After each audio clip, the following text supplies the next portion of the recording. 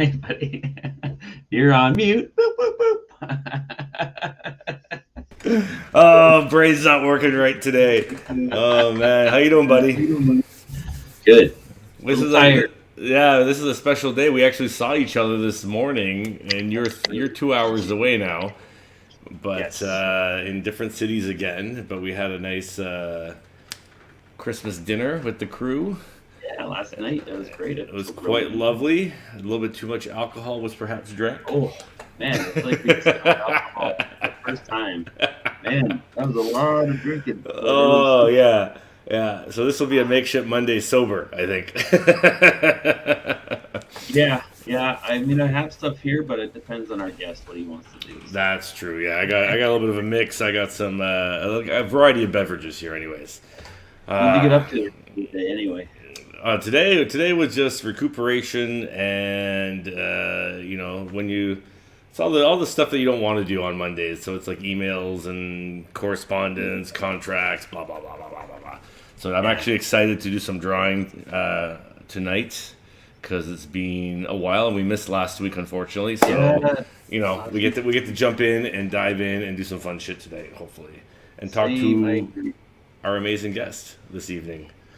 Yeah, we've known our legendary Andy Belanger, better known as the Animal, or not better known, also known as the Animal. He's taken up a wrestling career as well, so he's a comic superstar and a wrestling superstar, and he's actually intermingled both in his newest venture too, which is kind of awesome. That's true. Yeah. No, he's been a real inspiration. This kid, man, the way he got together. He's out there with Montreal Lethal Comics and stuff, and Carl Kerschel and Gary Nord, I think. And, yeah. They're really they're making some shit. Yeah, it was fun. And, I bullied my way into some prints for their Kickstarters. Yeah, I think he just posted that they got your sticker for the Mother Trucker 2. So that's cool. You're involved. Well, let's stop talking and let's bring him on board here. Oh. Mr. Old School Jacques Cousteau. How you doing, buddy? Hey, you want to come and find these whales with me? You want to come and we will find the octopus and the giant squid between Eric's legs? You look nice and cozy there with the sweater, the toque. Is it extra cold in Montreal? What's going on here? Yeah. I woke up to like a foot of snow on the ground. And holy fuck! And then by noon, it was like a typhoon rainstorm. Oh dear Lord! Just straight up, it was shit. Just like it was shit. It's like welcome to winter in Canada. Yeah. Yeah, Here's here the it was 5 months of garbage. This is when you're productive. You don't leave the house. You just draw and create. Yeah. You don't ski or anything? The Animal doesn't ski? No. I don't have any winter sports right now. There's no winter sports that I enjoy. No. No. He enjoys the indoor. Yeah, no. It's all indoor sports, my friend. Yeah. But is the wrestling stuff keeps you busy in the winter? Like, do you guys do a lot of shows in the winter at all? Yeah, so every Wednesday I train with a guy who, is arguably, I would say, the best wrestler in Canada. He's a guy by the name of Steve Ball, Mike Bailey. And nice. He's just got signed to Impact, so he's going to the United States to wrestle on TV. Oh, wow. But you can normally find me on TV on the Fight Network with IWS. So I was on last Friday. Really? Holy shit. Yeah, and I have another match this Saturday that's going to be on the Fight Network. So that's going to be really cool. So what is the Fight Network? Is it like a streaming or? Yeah, it's like a streaming thing. So if you have Bell, you can subscribe to the Fight Network, and it's going to give you wrestling, MMA, UFC, sort of like boxing, like anything involving fighting sports is normally on the Fight Network. Oh shit! Yeah, that's it's really awesome, cool. dude. And then so Bailey and I practice for 3-4 hours on a Wednesday afternoon every week.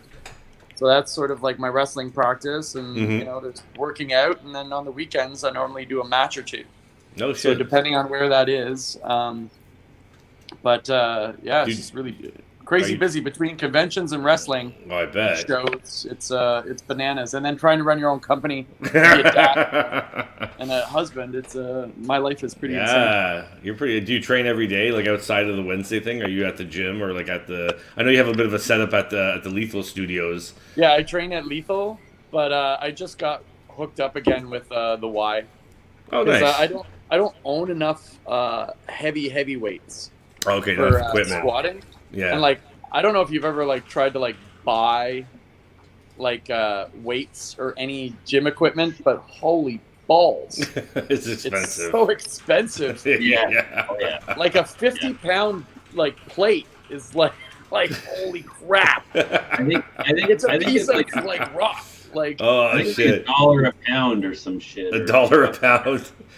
yeah, sometimes even more. So, I think Holy shit. I was looking at 25-pound weights at Canadian Tire, and they were $75 a piece just for the plate. Holy shit. And I was like, And you got to buy two at a time. You can't just buy one. yeah, I'm just gonna like tie Carl and Masao to either side of the bar and start lifting. But anyway, Yeah, I just be like, got back. I was always at the Y, but like COVID shut it down multiple times. And then you have to go back and reapply. So I just reapplied last Sunday, so I'm gonna go back again and start hitting the gym there. Nice. That's where the real work happens. Yeah. The Y is actually really great. I remember I applied years ago because they give you like a rate based on your income kind of idea. You know, that's really cool. Yeah, I keep hoping that Eric is going to be in the steam room. He's gonna drive 5 hours just for that surprise now. Surprise! I'm in the steam room. No one's allowed in the steam room because of COVID. Who cares? Yeah. Awesome, Oh buddy. man. Yeah, What was the? Tell us your history of this wrestling decision. So when I moved from Toronto to Montreal, I got hooked up with Ubisoft doing a few gigs for Far Cry. And the guys that I was hanging out with, we started to party and hang out on a regular basis, and it was like super dope. And they would go to like wrestling shows almost every weekend. And I don't remember, and there was a thing, I don't ever remember seeing wrestling advertised downtown. Like, do you, Ramon? Like in Toronto? Yeah, No, I never remember like seeing the any of indie that. Shows, like indie shows, I never remember seeing No. them. And then I moved to Montreal, and it's like you can go to the movies in Montreal, or you can go to a wrestling event. That's like, crazy.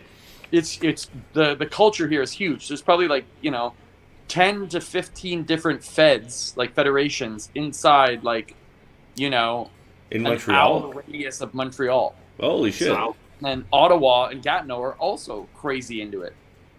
So I started going and getting hammered with all my buddies from Ubisoft and yelling at the wrestlers. And then I met a guy named Shane Hawk who was one of the wrestlers. And through him, I started doing posters and signage and T-shirts and, fun stuff for the guys because it was always a good time. And we'd party our asses off with the wrestlers after. And I made friends with a few of them. And Andrew was starting a school for the IWS. And IWS is the biggest fed in Montreal. And he was like, you should come to school. So I think I was like the second student. And I started training there for like a couple months. And then I had a big comic gig. I can't remember what it was, but I was kind of taking up the game. Look at that. And then, yeah. And then I got back into it and never left. That's awesome. And then I would Did you think... make that up? Yeah, so the animal wears a mask and it's a full costume. It's kind of like Gold Dust meets like George the Animal Steel meets the Road Warriors. Yeah. Yeah, and in the ring, I guess you'd call me a tweener. I'm mostly a good guy, but I do bad shit. Like, interesting. Okay. Your storyline, right? Yeah, I'll do bad guy shit sometimes because I'm a animalistic kind of character. And then right before COVID, Speedball started teaching at the school as well, and I can't go to their normal classes because it's during dad time.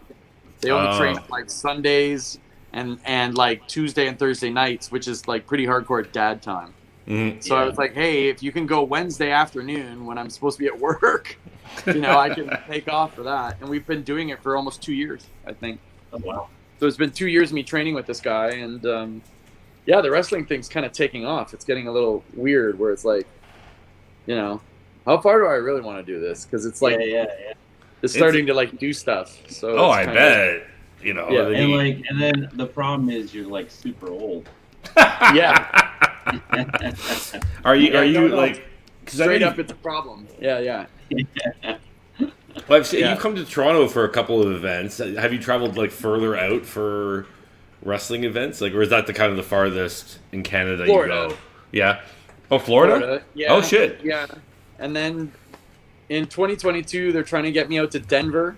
Oh, fuck, nice. To do a show at Mile High Comics. Mile High Comics is in like a warehouse, and they started a wrestling fed. That's amazing. And they want to have me and Speedball come out there. And then there's a fed in Paris that wants us to come out. Oh, fuck, and do man, like that's a awesome. / like wrestling thing. And I started my own show with Speedball called Friday Night Speedball. Mm-hmm. And it runs just off of Twitch. And we basically take 4 judo mats, and I built like a metal a wooden frame ring to it. And we shoot it live on Twitch, on Speedball's Twitch, which is really successful. That's awesome. We shoot it live and just beat the shit out of each other on Twitch. But we do goofy stuff, like we did the one chip challenge. Have you heard of this? No. What's that? The one chip challenge is a chip with the Carolina Reaper sauced on it. Oh, okay. It comes in a yellow and black box. Only one chip is in the box, right? And it's expensive. And you eat the chip, and it's to see whether you can handle it. And I don't know if you remember, but when it comes to spicy food, I'm like a fucking huge pussy. Well, I remember we once had our shawarmas mixed up in an order, and you had my spicy, and and I was like, you're just like sweating. Yeah. So the thing was we were in a tag team match. So Speedball and I were in a tag team against another tag team, and the losers had to eat the chips, like one each, and then fight each other. Oh, fuck. Yeah. So, one chip challenge. Yeah. So anyway, we lost and had to eat the chip, and it was probably like the worst experience of my life, I'd say. Oh my god. I've never. It's the hottest chip. Like the Carolina Reaper is like, you know, the Schofield units or whatever that measure like heat. It's like 2 million something, and the rest of them are in the like low hundreds of thousands. So it was like we ate it each, and then it was like we stood up to start wrestling, and then your whole mouth and your whole body is just like in poisonous shock. Oh, God. Right? And then we had to wrestle for 10 minutes. So then we start wrestling, and like he had moments of pain where he couldn't wrestle anymore. Oh my and God. like I was trying to ignore, like I'm just like in so much pain, I would just go grab him and yank him back into the ring and be like, just go to the next part, because I knew I was gonna win, right? And then I was gonna get the milk first. So I was like, come on, like fucking get it going so I can get this fucking milk, right? Oh my God. And of course, I bought 3 liters of like 3% milk. And like just started chugging it and then puking it up, and oh my God. And then the taste of the milk combined with the Carolina Reaper chip was a taste that was so disgusting. Like it was so gross. This is vastly unpleasant. So that's what we do on Friday Night Speedball. It's more like a fun, goofy thing. Like we it's like you'll wrestle, and then losers have to play Jenga, you know, stuff like that. There's a show in Japan called Choco Pro that does something like it. So we're sort of modeling it after that. Amazing. And we're gonna take it on the road. We're gonna take it on the road in 2022. But my goal is I want to wrestle in Japan. Yeah, I was gonna ask. Yeah, like they're pretty big out there. Right? I don't really have aspirations of like getting signed to like, you know, I definitely would never want to work for WWE, and they wouldn't hire me based on my age. Yeah. But like even the smaller companies, like it's doable, but I don't know how bad I'd really even want to do that. Like I just want to kick the crap out of everybody like in Montreal and then be steal all done. their belts. Yeah. And then retire. And then I want to wrestle and travel. You know what I mean? Like that would be fun for me. Like go to Japan, go to France, go to England, go to Italy. Yeah, you know, especially Italy, and wrestle. Like that'd be really fun. Do like special like event matches or something. Yeah, where I just travel and, you know, with buddies, we put on a seminar, and then go at it. But you know, so but I mean, I got into wrestling because I wanted to make a wrestling comic book because there aren't any. You know, I mean, there's that one guy who has the headlock thing, but they're very much like he's doing slice of life stuff based in comic book world, in the wrestling world, and I wanted to do 80s wrestling mixed with He-Man in space. Like that was always my idea for the last 5 years. How did the trucker angle come into this? It just kind of it's two very different cultures. Yeah, it kind of made sense. The 80s thing, right? Yeah, because of like Over the Top. You know what I mean? Yeah. Like I was watching Over the Top. Oh yeah, with Stallone. You know, and it's so 80s focused that I was like, it would be really cool if the trucks like would transform into rings. You know what I mean? So I started putting all those things together. Yeah. You know, and I had buddies from Ubisoft that we would talk about this stuff, you know, and just came up with this idea. And, you know, it was always in the back burner because I never had money to actually just do something for myself. And the comics call. Yeah, it's like I got to do every comic book that's coming down the pipe so that I can pay my bills, so I can stay being a comic book artist. So you never get to your projects for yourself.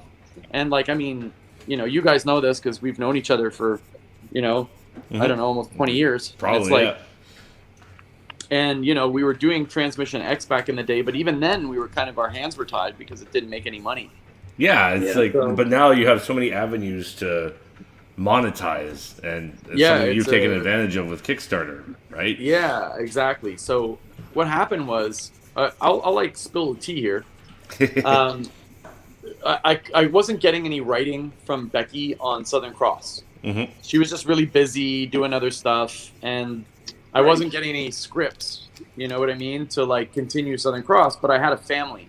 Yeah. You know, I had like a baby, and I had, you know, I got a wife and all the rest of that stuff. So if I don't have any scripts, there's nothing I could do. So I took a gig with TKO. I remember that, yeah. Yeah, so I took a gig, and it was a really like well-paying gig with TKO. They treated me really well. And literally, when I hand in the last page, like I got paid that day. Nice. So they were always like really fantastic to me. And I did that whole thing in Italy. But I would think it was around January 2019. I started sending in mega samples to Marvel and DC. There was like a big jump in the quality of my work when I went digital. Like it changed completely. And I started sending monthly samples, kind of like Todd McFarlane, for about a year and a half. Yeah. To every editor I could find at Marvel and DC, and nothing was happening.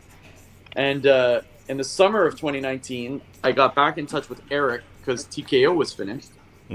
I was like, Eric at Image. Yep.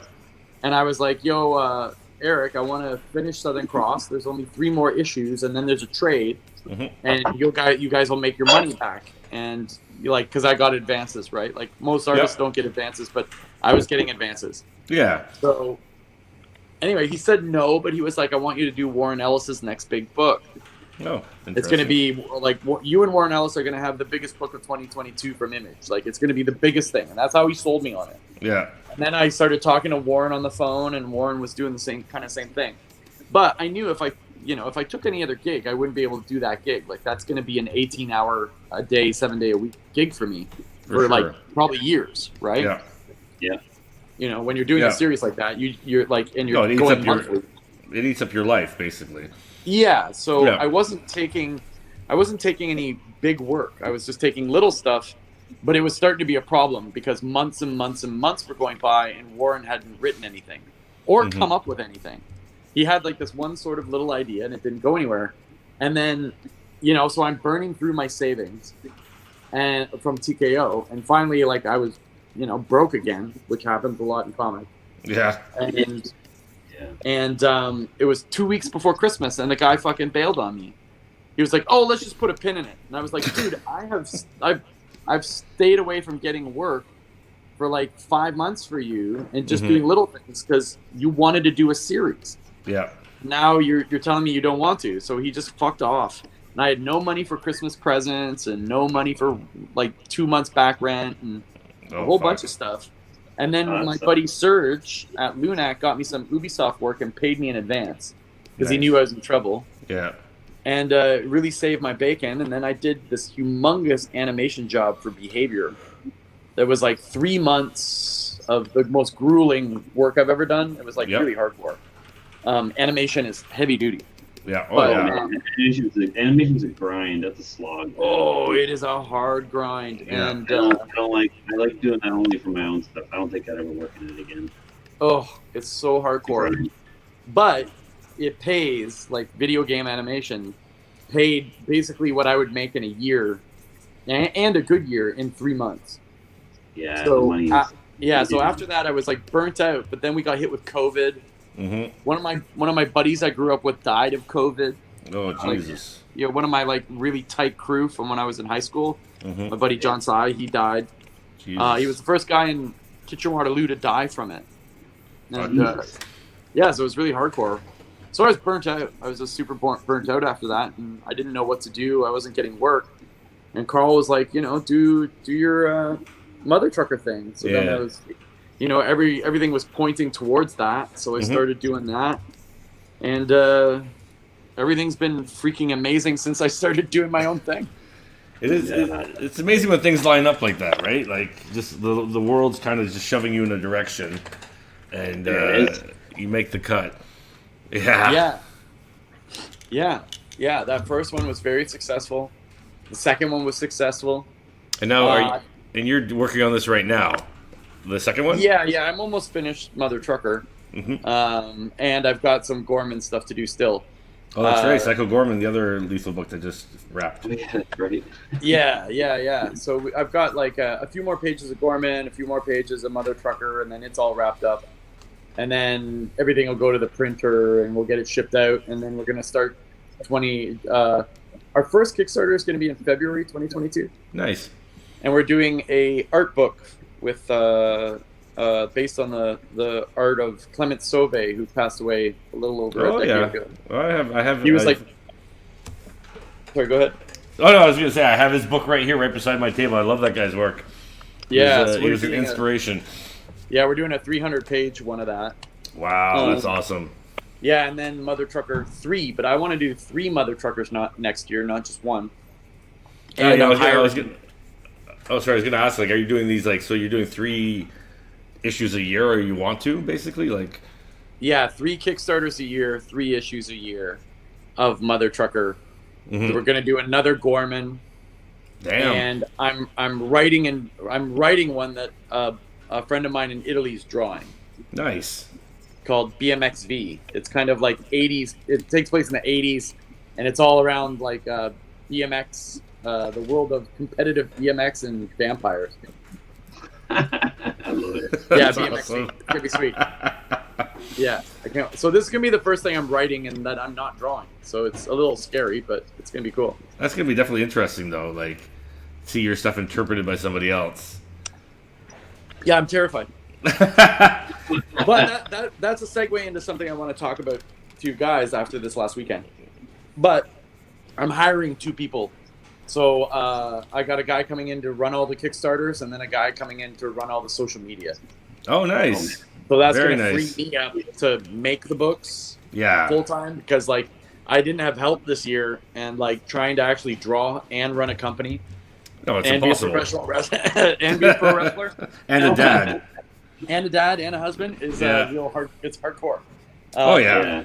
And Gorman was a gigantic Kickstarter, and like I'm not afraid to say I was way behind the ball. There's so much I could have done more to like make that thing probably even jump another 25K, I think. And I was drowning. It was just too big.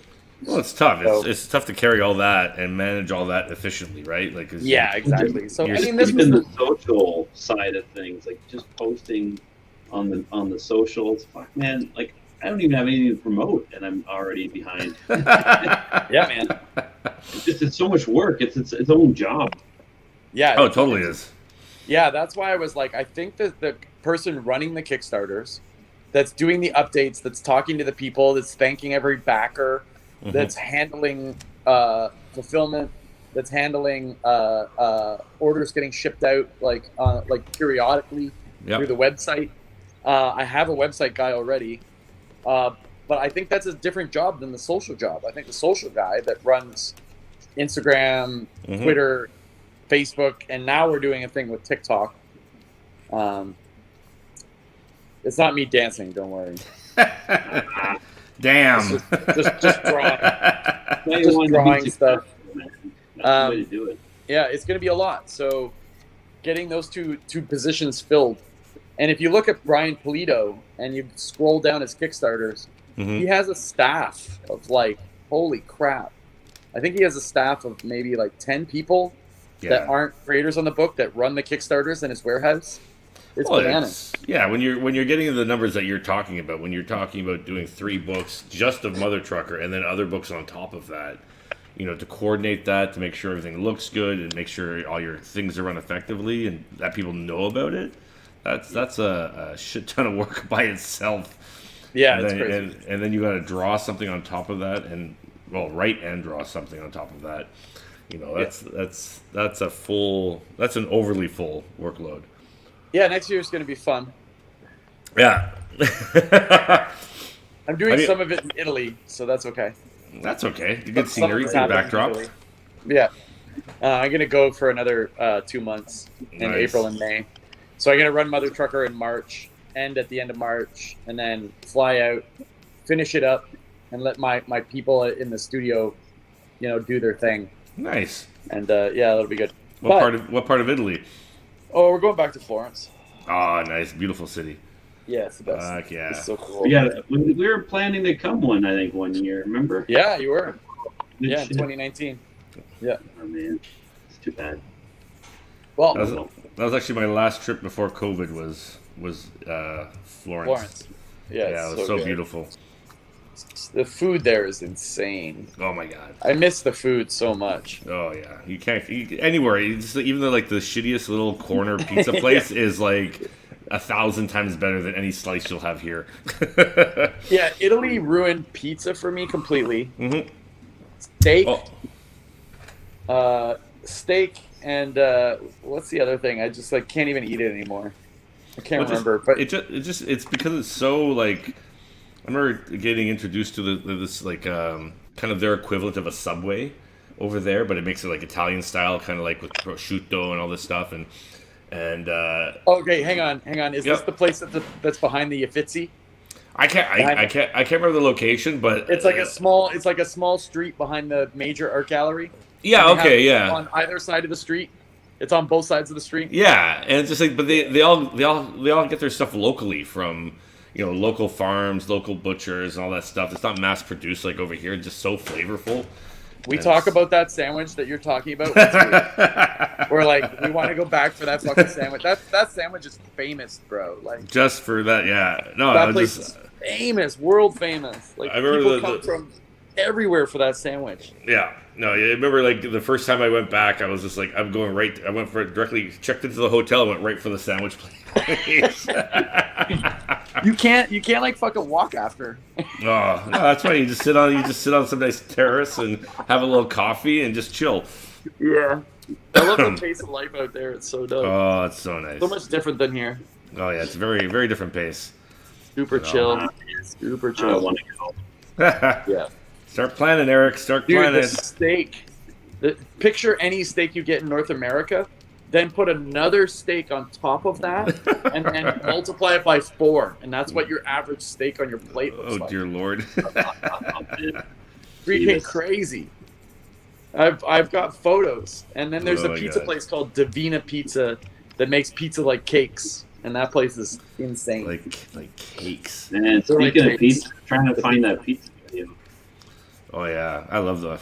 I think when I was there was like just I discover a food and I just eat it for 3 days straight because I couldn't get enough, and then I go okay next. What are you working on there, Ramon? Just trying to do some character designs for future things. I actually watched this weekend was my first weekend off in a long time where I didn't have to actually be drawing or doing anything in particular.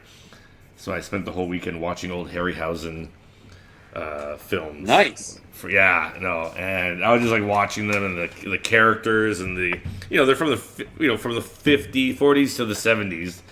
Yeah. And just gorgeous to look at, and I was like, yeah. So I'm kind of just stealing some ideas from that right now, just some of because the Sinbad movies all take place in well, quote unquote Arabia, because it's not really, it's like a fictitious version. What are you working on right now, Ramon? Well, right now I'm just doing Stillwater as my monthly. Oh yeah, right. And that's taking me throughout the year, next year, and but I'm kind of inspired by what you kids are doing over there and what we've gotten off the ground here with a few of the guys. I want to start doing my own stuff, Kickstarters and whatever, right? So, Ramon, I think you can pull in like 100K on your first. I don't know about that. No. Depending on what you want to do, I think you can pull in between 75 and 100. Well, I think for the first one, what I want to do is actually finish Kookaburra. I know it's like an old property, but I still get people emailing me about it. Especially with Kookaburra, I think you're going to do 100. Because that's all ages too, kind of. It's actually funny. Like literally, just before we went on air, I received an email from like some random fan, or I don't know if they're a fan or not, but they're just all they wrote was like "dead web comic," huh? I was like, you're still getting. People are still getting a shade. I know, I'm still getting shade. So I was just like, all right there. Nice webcomic, a-hole. Oh, you man. haven't touched it in a decade. Yeah, I'm just like, for fuck's sake. You gotta love people, so. Yeah. Well, that's not going to go away where you're headed. No, exactly. But yeah, here's the deal. Like, everyone has, like, your average person that goes into Kickstarter who didn't work in comic books and didn't have a webcomic, their chances of getting, like, I would say like 6 to 10K are like lucky, right? Okay. But if you came in with an existing fan base, like we did, everyone's fan base has a price tag, and I didn't do the level of work like you and Carrie and Carl did with Marvel and DC. Yeah, I never cracked the surface there. I only did like one Swamp Thing with Snyder and like some backup stuff for Snyder. That's like my only thing at DC besides the Friday the 13th. And like the Marvel guys would never hire me. So it was like I never had any of that backup. And so you have that, but you also have like a webcomic that you were working on for years that probably has an audience out there. Like Carl absolutely crushed because he had an audience for Charles Christopher. But he was like he also like updated that thing still to this day, right? Like That's true. He dropped off for a while, but he was very prolific with what he did with that thing, right? Yeah. But I mean, I hope, like I really do hope if I can crack like 30, I'll be happy, just for the first round even. Because I know what it costs to do the book, and like the work is done. I'm just going in there and finessing it, making it better. Like if you go floppy, your print costs about 15. Yeah, I'm gonna do like what do you call it? I'm gonna do because I already have like 200 pages of the thing, right? So I'm gonna try to find a nice sweet spot to kind of end book 1, and then plan out book 2 and 3 and 4. And then, because I know what the ending of the story is. I've known for years. It's just life kind of takes you in a direction, and suddenly you're working on a monthly book, and you don't have time to do a webcomic. Like people think it's like easy, but like it would take me like almost 2 days to do one page for Kookaburra because I'm drawing it, I'm inking it, I'm coloring it, everything, right? Yeah, of course. And that's 2 days you lose on paying work, But those webcomic. Well, that's the thing. This is what I'm wondering when you get into Kickstarter, you personally, Ramon, what you're gonna do. Well, I want to see because the potential for you making way more money at Kickstarter compared to your mainstream stuff is like gargantuan.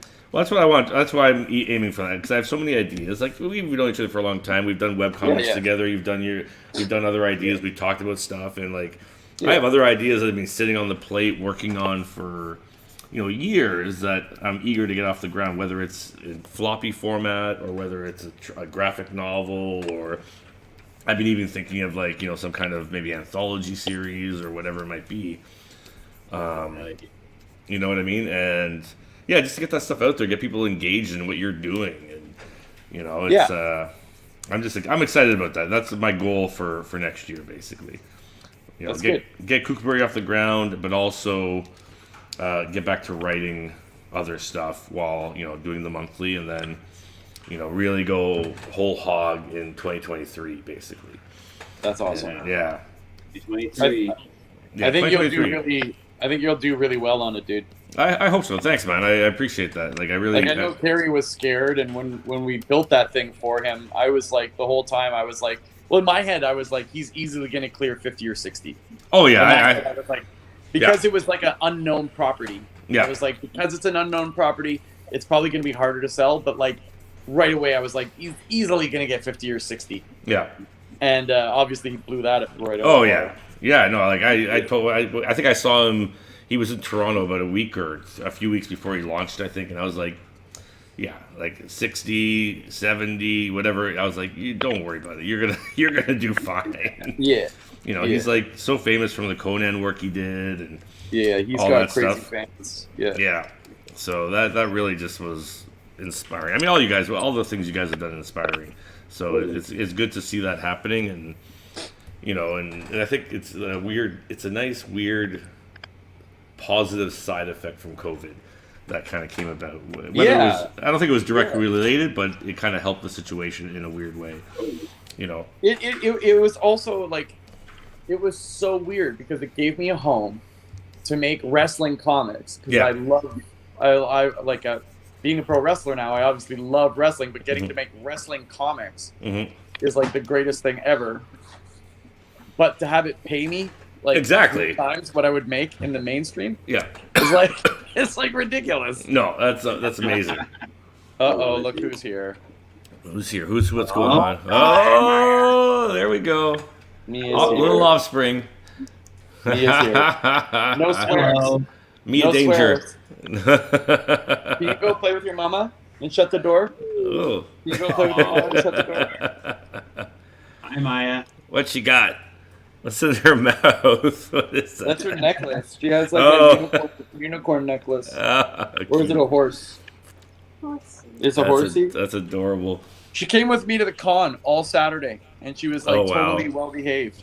Oh, that's amazing. Wow. How was? Yeah, was she it? did really well. I was really happy. But the other reason she was well behaved, because there was this guy right across the thing that had 4 daughters that were all in Christmas themed cosplay, and he was Santa. He was like 65, dressed like Santa. So I was like, if you're bad, man, Santa's right there. He's right there. He's watching. Shut the door, baby love. Shut the door, baby love. Shut the door, baby love.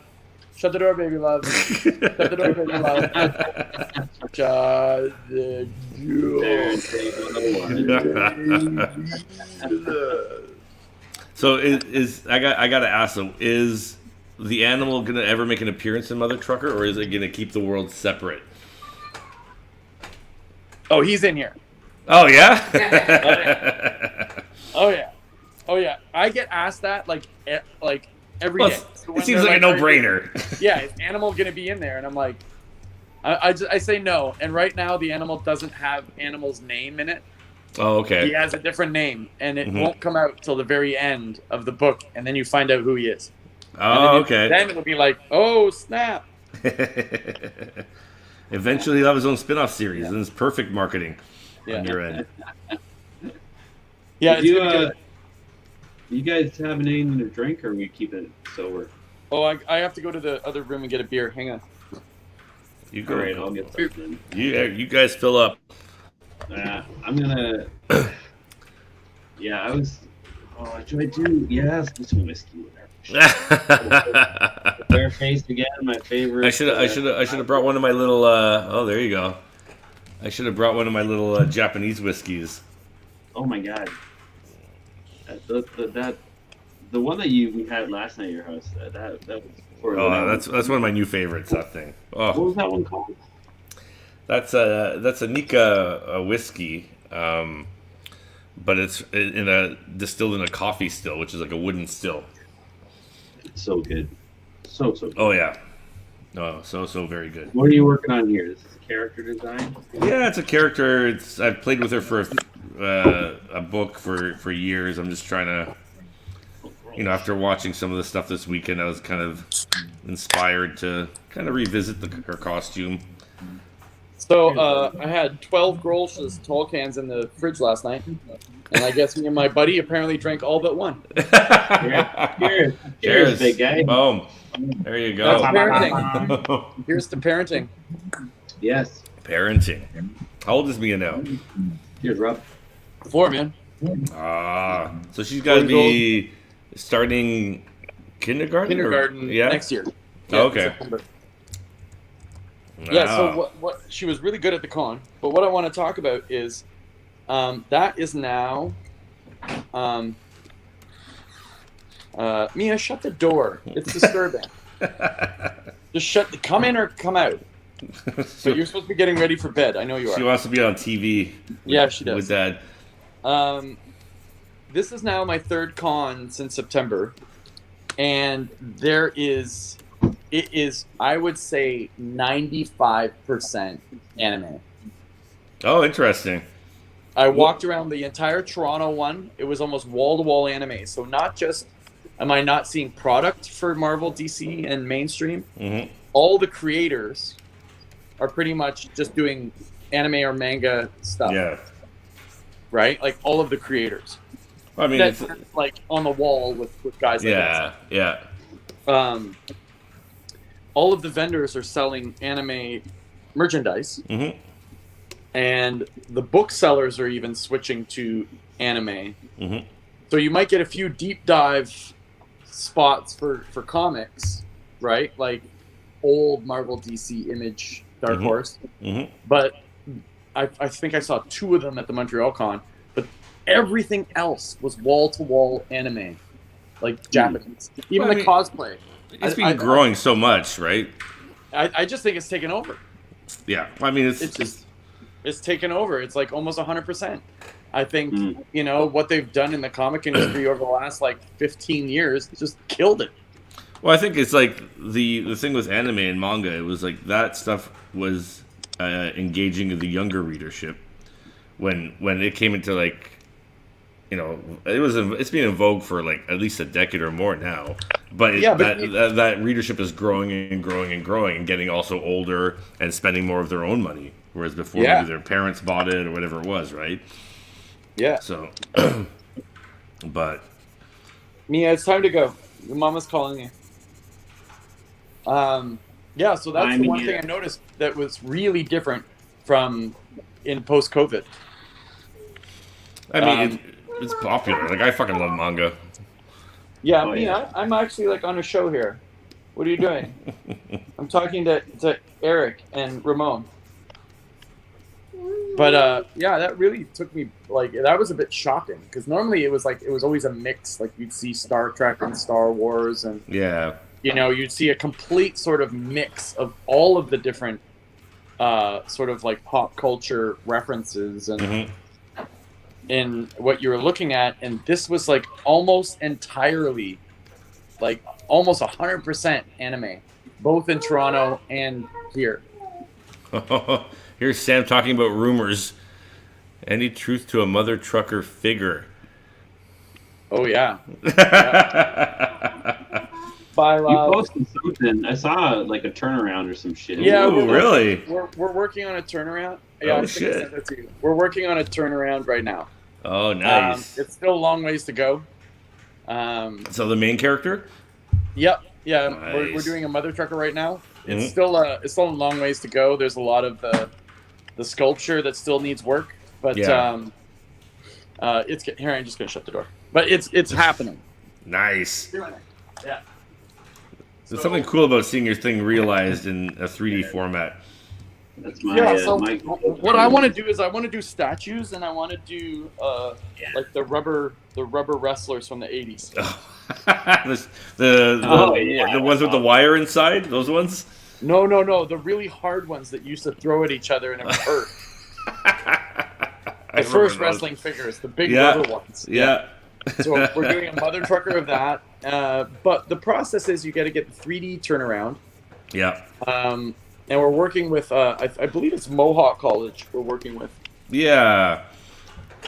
There's some great students there that do some amazing work. We're working with one of the students there, and but Sylvia used to do this professionally, Oh, really? So yeah, Sylvia's in there now, and she's pretty hardcore about it. So the girl's gonna have to work real hard for Sylvia, because that used to be Sylvia's job. So she's Oh shit, nice. yeah, she used to be animation director for Compulsion.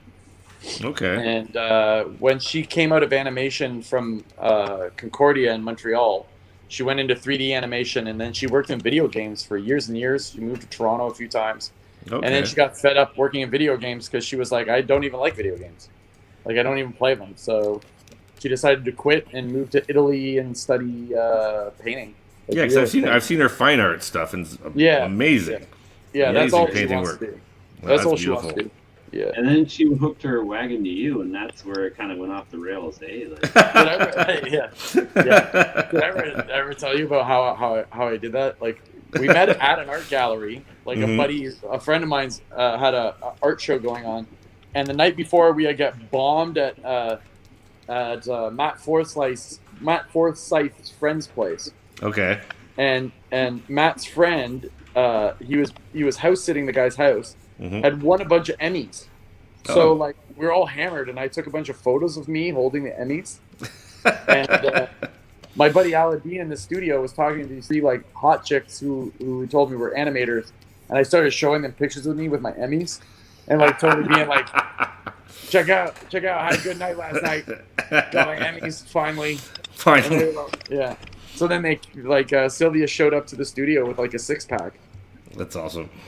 But I will say this: dating in Montreal is far easier than dating in Toronto. It's a different world, that's for sure. Yeah. Yeah, like in Toronto, I'm like a 3.5, and in Montreal, I'm like a 15.7 with unicorn status. dude, you've always been 15. You've always had a lovely lady attached to you over the years. Yeah, not bad, pretty good. But this was a step above. This was like this was a step above. Yeah. Nice. Oh man. What are you working on, Andy? I'll show you, boys. But you got to put the camera on me. Yeah. Because I don't have it connected. Yeah. Okay. Clip. Get on the clip. I like that headboard there. That's. Yeah, your office is awesome, buddy. Thanks, man. I work in bed. I'm like the guy from the Beach Boys. You're like Hugh Hefner. You just works in right bed. now I'm doing all the characters in this thing. Oh shit! Nice. But if I turn off this white layer, it's like a floating space diner. Oh shit! Like the interior of a floating space diner. And this is this clip you're doing everything in?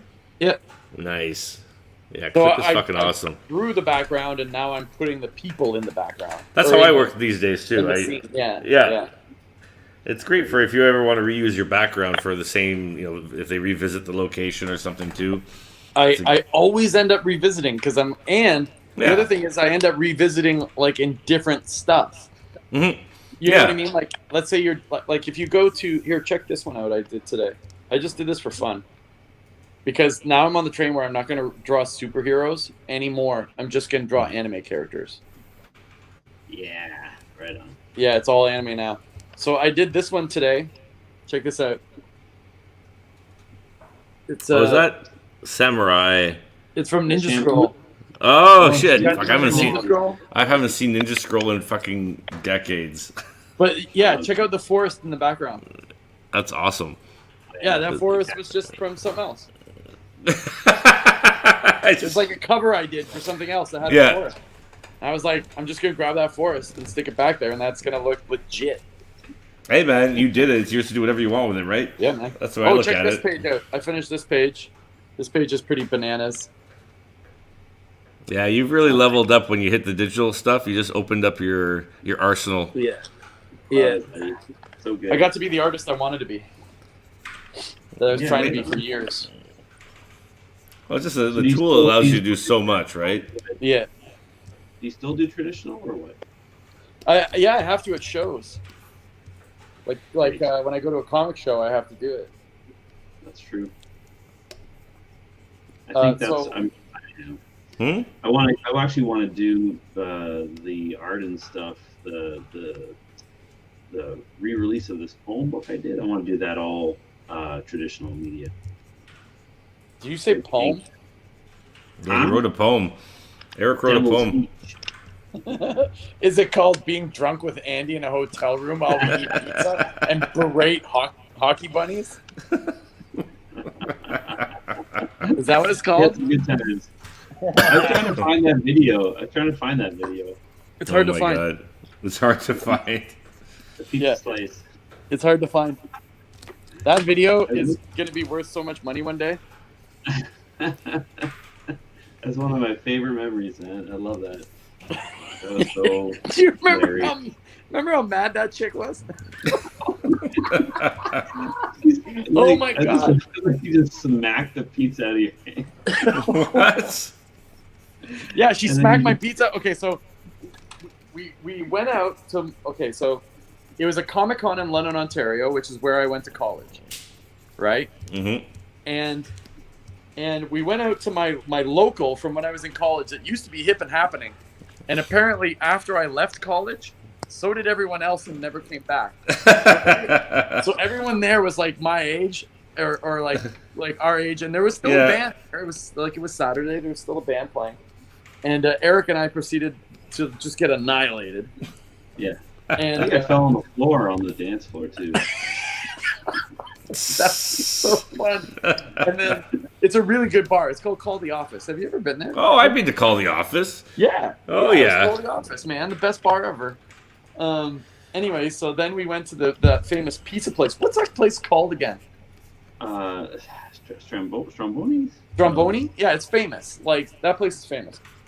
So then we got massive Stromboni, and we went back to my hotel that they had put me up in for the con. And there was like these two girls just like crying and freaking out because they had like tried to get into the hotel room of some hockey players, and they got thrown out. Okay. The hockey players threw them out of the rooms, so they were like in the lobby just like crying, like sobbing. And Eric pulls out his phone, and I went up behind them. Like, they were sitting down facing the doorway to the hotel. I went behind them and did, like, the Sterenko stance. You know, where you put, like, one leg up, and, like, I was just eating pizza. And Eric's there taking photos. And they finally see that Eric's taking photos. They just, like, freak out on me. It's like, they turn around to you and like, no, fuck you. And then, like, Max, because you had like 3 pizza slices in your hand from Stobies. That's Stobies. That's it. Stobies. And she hit one, and you're like, oh no! And like they fall to the floor, but you're still holding another one. So, but you know, instead of just leaving it there, you pick it up off the floor and try to capture it. And then while you did that, your other one in the other hand slipped back on the floor. And so of course I'm dying, and I'm coming over closer. And then I think she took a swing at my pizza slices, but you could see the camera shake a little bit because I got too close to the scorpion lady. Oh my God, we were dying. And then we went upstairs, and I think I threw you over your bed. This guy, like, I'm drunk on the bed. Oh God. And he, like, we're watching TV or something, just laughing about the general, like, hilariousness of the calamity of these ladies, and then he just gets up and grabs the mattress and like chucks it upside down. So I go flying into the corner. Yeah. So basically, Lord. Then Eric just starts pulling a Johnny Depp and trashing the hotel room.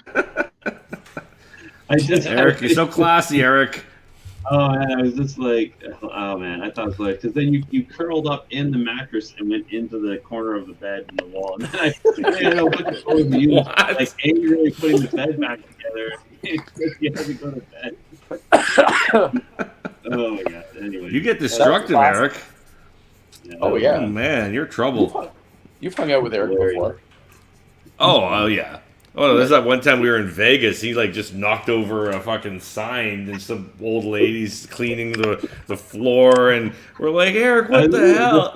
This is when we were with Scotty Young and TV. You were just and it looked up. Like a little cat. Well, he took us to this weird like. It was like a mall bar. We were in a mall. Yeah, and he just fed us a bunch of shots, and so then there's like a little like kiosk nearby, like a little like almost convenience store. So I'm sitting there with like a smoothie, and Scotty sits down, and I don't know what I was doing. I just started to bat it off the table. Yeah, but what made it dirtier was you also had like a handlebar mustache at the time, so you just looked like a dirty, dirty man. This poor lady's having to mop up your mess. That's awesome. That's when I realized like Scotty Young is like a forever friend. Oh yeah, Scotty's awesome. Connected so much that trip, man. That was a fun trip. That was good times, but yeah, we got to come out to Montreal, man. So how was the Montreal convention? You were saying it's pretty slow getting back into it, to be honest. Yeah, it was not very happening. I mean, they did what they could, but it was it was I don't know whether it's COVID or even the Toronto show we went to wasn't that crazy. No, it wasn't. It was like super tiny compared to what it normally is. Yeah, yeah. So that's what this was. It was like a baby con. Yeah. What are the other? Have you been to any of the American cons since they've started up again? No, I won't go to the U.S. yet. How's that, Rob? No, they're they got to deal with their I don't know. I have been invited to Heroes, so I'm going to Heroes. Okay, that's great. Hey, last time I saw you, we were talking about going to Dragon Con. Oh no, we're going to Dragon Con for sure. I have a lifetime. When is that again? When is that? It's Labor Day, so it's like August 30th, September 1st. So the same time as Fan Expo, basically. Yeah. Yeah, the guys that run that were like, "You have a lifetime invitation. We'll fly you out here every year, put you up, and party with you." And I was like, "Done." Well, that's Fan Expo weekend, man. I can't miss Fan Expo. Fuck. Hey, 1 year, take a break from it. Are you serious? You're gonna ditch Dragon Con for Fan Expo? I don't know the difference. Look, we'll talk. But also, Fan Expo also alternates too, right? So when is the animal fighting Pretty Ricky Wildly? Bowman's got a question here. Oh, I would love to wrestle Pretty Ricky Wildly. I actually think that'd be a good match. That'd be a really is that a Toronto guy or is that a Montreal guy? Where is he from? Hang on a sec. He's dope though. You're dope. I would beat the snot out of that dude. Well, that's no, but he's really good. He's really, really fun. I've seen a few of his matches. Pretty Ricky Wildly. Pretty Ricky Wildly. Yeah, the Brantford rattlesnake. Yeah, but I think he wrestles downtown a lot. Young Thunder Lips. Yeah. He's so good. Oh, I love this guy. I love this guy so much. Look at him. Look at this guy. Look at this guy. Look at this dude. Go to my screen. Oh my god! Wow. Yeah, that's awesome. I have to wrestle this guy big time. That's hilarious. Yeah, this guy. Someone call Pretty Ricky Wildly. I'm gonna wrestle him. He's dope. But I'm starting. I got invited to start doing a Fed in Toronto. The Demand Lucha one. Okay, is that part of the team the Fed you wrestled when you were here? No, this is a different Fed. It's a different one, but it's also downtown. So I will be there. Nice. That was a fun show, man. We had a great time watching that fucking thing. Oh man, I'm so that's an embarrassing show because I'm like so much better of a wrestler than then. Like I've been training for so long since then. Yeah. Yeah. I gotta see you, man. It was quality showmanship, is what we're saying here. Yeah, I hurt I like sacrificed my body for my friends that night. At one point, Holden put like a chain around my neck and threw me over the top rope to hang me. I remember that. Yeah. I could just see your wife just wincing. She's just watching and she's like, oh. Yeah. Yeah, I don't take tables or any.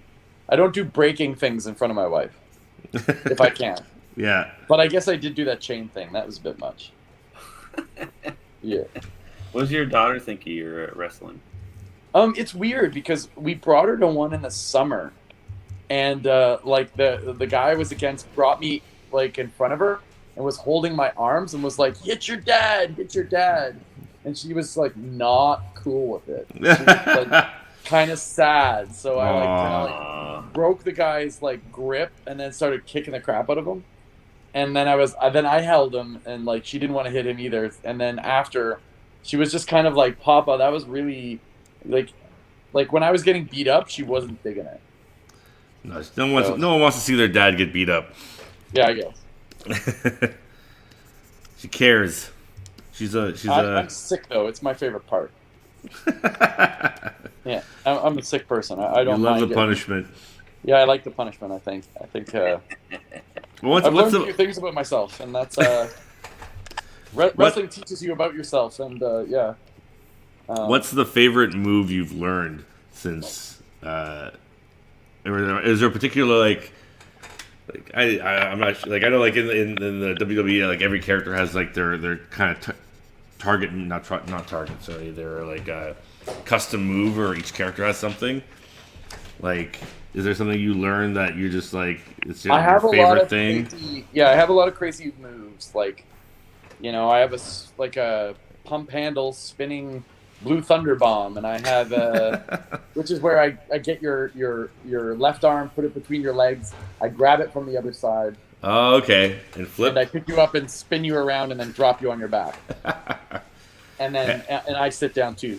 And then I have another one that's called a spinning Death Valley driver, where I put you on my shoulders, spin around, and then chuck you off the top, fall with you, and then get you into what's called a British figure four, which is on your arm, and then give you what's called a tequila sunrise, where I tie up your legs and pull it up. And those ones are all really fun.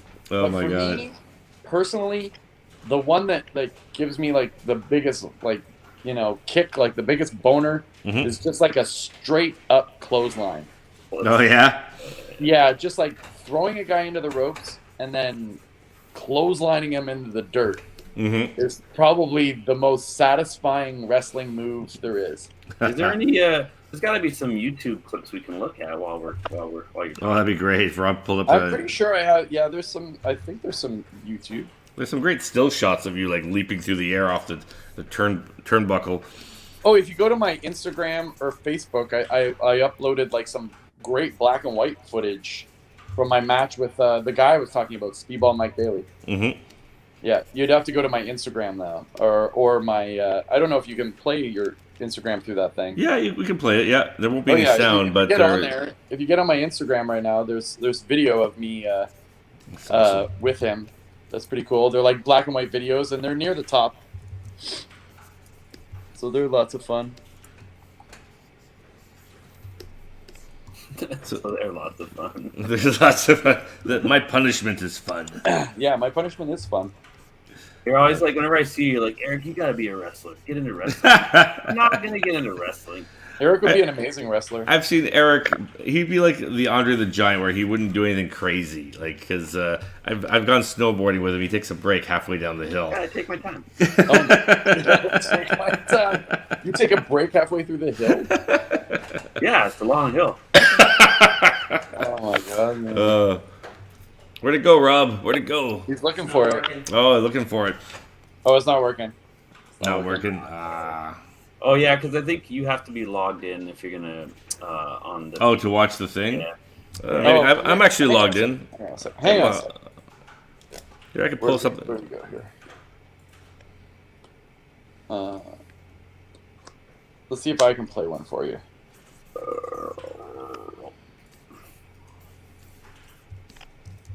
Am I still connected to this puppy? I also love how the new mother trucker, you've now brought in Dolly Parton as well now.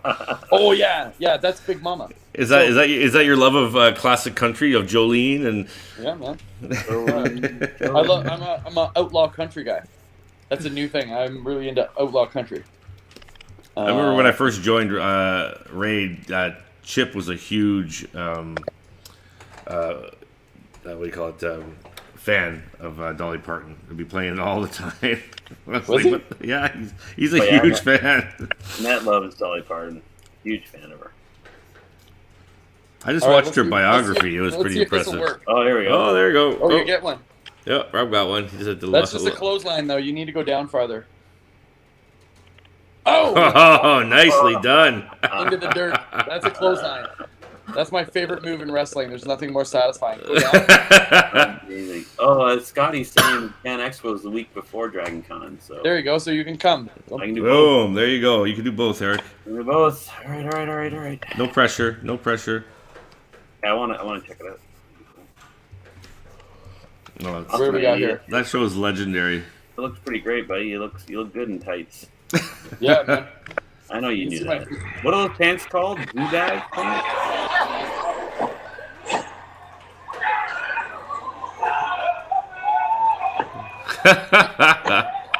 Oh, nice. You're insane. You must be worn out after one of these matches. Yeah. Because that's like, you're going like high energy for like what, 20 minutes straight, 30 minutes straight? Yeah, it's heavy duty. I bet you a beer tastes amazing after a match, though. Delicious. So did you design the costume yourself? Yeah, I did. Nice. What does the wife think of all this? I don't know, man. like, I was just thinking about it today. Like, I lead this like really weird life where I do all this like crazy stuff, and like, what does she think about this? You know what I mean? Like, she's married to an absolute lunatic. Yeah. Well, she's been to your show. She's there supporting, so it's got to be something.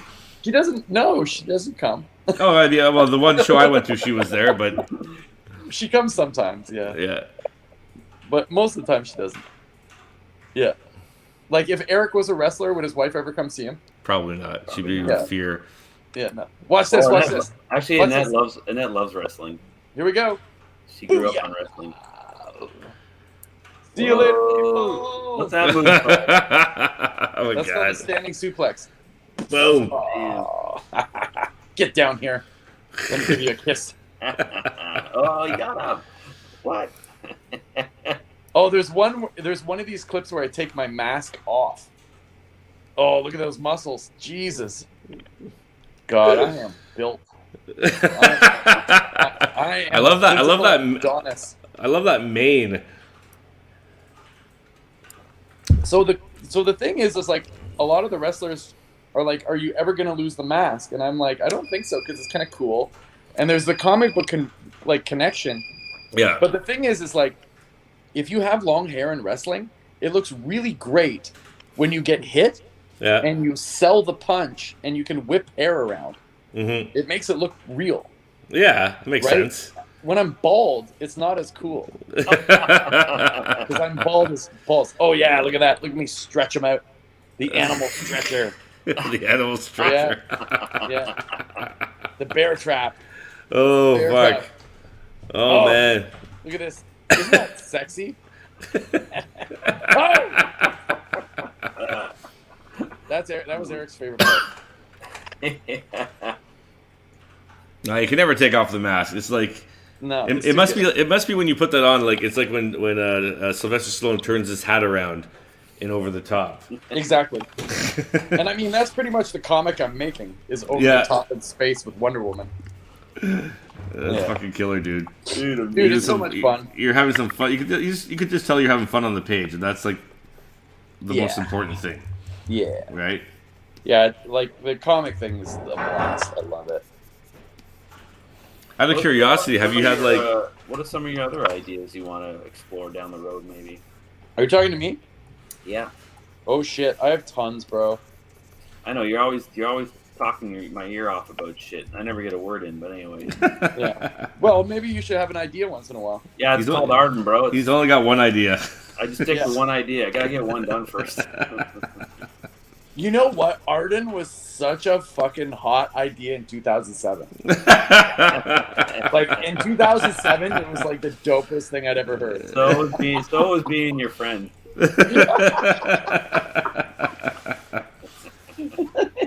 That's Oh all. fuck! Not Classic. so hot anymore, right? It's fucking. Classic. Oh Oh, classic. Classic. I love it. Oh. But it'd be good to get wrestling in Toronto so I can come hang out with you guys right after. Oh, that'd be awesome, man. Yeah, that's good. If they do like some kind of like wrestling and then like it's tied into the comic convention, like the timing of that would be superb because you have all those fans. Like if you're at the show on the day, like for one day, and you're like, hey, I got a match tomorrow, come see it, guys. You know, like that'd be dope. I can see that happening. Cool. The other thing is like almost every convention that I go to in Florida has wrestling attached to it. Like, interesting. Florida, it's in the show. Yeah. What venue is the Toronto one going to be at? Do you know, or do they have one yet? Was it because I know you were at the Transact, but that's kind of a small venue. No, the other one, Demand Lucha, is at a bigger place, and for some reason I thought it was like the Opera House. Oh, okay. Yeah, it's a bigger venue. Maybe it's like one of the downtowns, like the old what do you call that? The old the club, like the Phoenix or something. I'm not on the January show. I'm gonna be on the February show. Okay. So that's gonna be cool. And then hopefully my other buddy that did the one at the Transat will open up. But yeah, that place is pretty small. Like I was gonna hit my head like jumping. Jumping off the top rope, and I always have top rope stuff. I pretty much shattered my ankle in September. Oh dear. Jumping off the top rope to the outside onto a guy, and I came right down on my ankle, and it didn't twist. It just I just fired my heel right into the ground, and it just like my ankle just blew up like a balloon, like right away. And then that sucked. Yeah, you know what you should probably do is keep wrestling then. Yeah. What? For fuck's sake. I'm going to Valhalla, brother. What's that? With the Vikings. He's going with the Vikings. How'd you connect with your Italian artist there for this new job? Is it a guy you met at a con or while you were in Italy? Yeah, he was the designer on Psycho Gorman's. Oh shit! Yeah, he designed the character and some of the other characters, and he's done work for Marvel and stuff before. His name's Aurelio Mazzara. Okay. And then we got talking, and he was like, I'd love to do a Kickstarter, and I was like, okay, so what does that entail? Mm-hmm. He's like, well, if you ever, gave me like a story, I'd love to draw it. And I was like, okay, I'll write you one. Nice. Because I have tons in my head. So that's kind of like how it started. Nice. Awesome. Actually, tell us a bit I've actually yet to see the movie, but you've been going on about Psycho Gorman as like the best thing since sliced bread for years. And then you guys did this Kickstarter. Like, how did that come about? Like, is it like a Canadian film? Or is it... So Steven Kostanski, the director, is based in Toronto. Okay. And he's kind of like the Phil Tippett of Toronto. Oh, interesting. Okay. So yeah, he does practical effects. So he'll do practical effects for like movies and TV. Like he did The Boys. Mm-hmm. And then he made a movie called The Void and Manborg and Biocop, which are like these awesome, like completely like analog style, old school movie effects. Okay. Horror movie kind of thing, sci-fi. Mm-hmm. And I saw The Void and I loved it. And then a few of my movie friends told me about Psycho Gorman and that I would like lose my shit when I saw it. Like, okay. So then I saw it and I was seeing some Psycho Gorman art at the same time pop up, and I was like, "I'll be fucking damned if anyone else is gonna make this comic except me." So I through my movie friends, kind of like found Steven and got in touch with him, and then pitched him the idea. And we did an official pitch. Oh, nice. There was like some sort of like low tier comic companies trying to get the license. Yeah. And basically, I went onto Comic-Con and a bunch of the other websites and looked up those companies, got their sales figures, and showed them the sales figures. And I was like, "This is what's going to happen when you go to the store. You might make $1,000 profit on this to get your comic out there for 20 pages, and it won't sell. or you let me use top tier talent in the industry, make a heavy metal magazine style thing, and you'll probably walk away with 20 or 30 grand. Yeah. In your pocket, Mm-hmm. which is more than you'll ever make, even if you were at Image. And they were like, okay, for sure. So, yeah. And and that's what happened. That's awesome, man. That's awesome. Yeah. And now I'm working with those guys quite a bit, and it's really fun. Like they're hilarious. Steven's the best. This book is like a 60-page book or something. It's like a bigger book than you guys have done. 80 pages, okay. Freaking 80 now. But if you actually go back and look at the how many pages Heavy Metal Magazine is, they're normally like 120.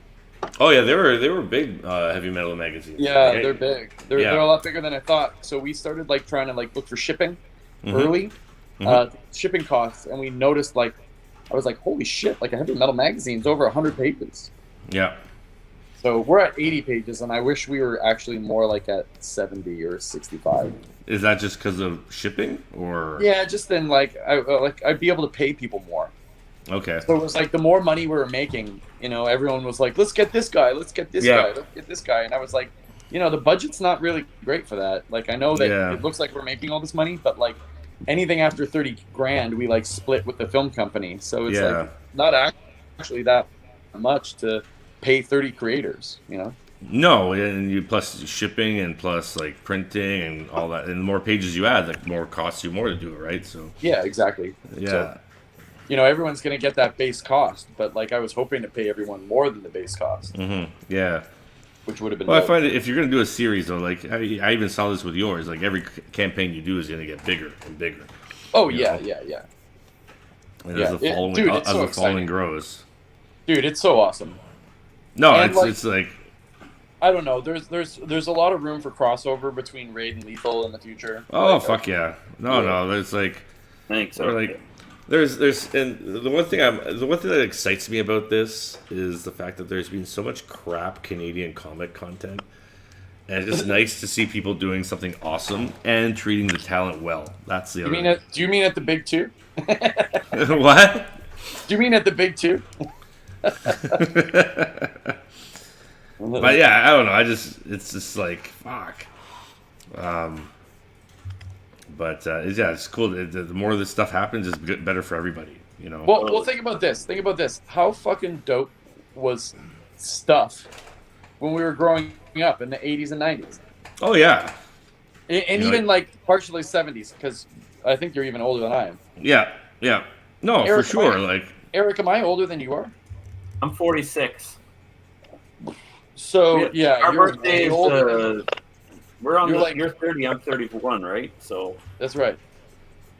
But yeah, when you were growing up, everything was fresh. You know what I mean? Yeah. Like Totally Indiana Jones was fresh. Star Wars was fresh. Yeah. Road Warrior, RoboCop, just everything was fresh. Yeah. Nothing's fresh anymore. I had a meeting with a guy who was like a director of documentary filmmaker guy this week, and he wants to get into horror movies, and he was telling me about his stuff with the documentary, and he went to get funding from the Canadian government and CBC, and they flat out told him, we don't do new content. It has to be something that has an established brand or audience, or we won't give it money. You could totally see that in the film industry right now. Like, there's no one wants to take a chance on a new idea. And so what he did was he found a fucking book from the 1880s and brought it in and went, see, this guy had like a book on him in the 1880s, and they're like, okay, that checks the box, and they gave him money. So he's like, literally, if I just make a comic, and even if like 30 people bought it, it checks the box for funding. Yeah. And I was like, oh my god. But it just goes to show everything's a rehash. Everything's like a totally remake. Yeah. And it's like, they're never good. They're never ever good. Except for Dune. Dune's amazing. Oh yeah, I just saw that the other day. That was holy balls. Gorgeous. Holy balls, that movie rules. Yeah, no, we're one of the new guys at Raid here. He does a lot of work in film and TV, and he's like showing us the numbers of how many pitches get accepted that are original. It's for what used to be like 80, movies or TV shows is now like maybe 60 or 40. I mean, sorry, not like 30 or 40. It's just dwindling because they just don't want to take the chance. They want a Star Wars. They want, a Dune or whatever it is.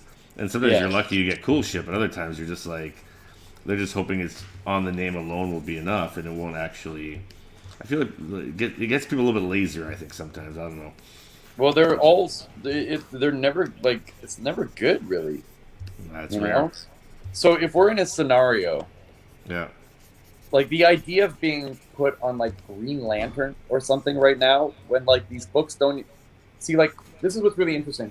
And the guy who runs the video game section of my studio is always laughing about comics because he's like, you guys fight for like the silliest positions that pay no money that aren't popular. Yeah.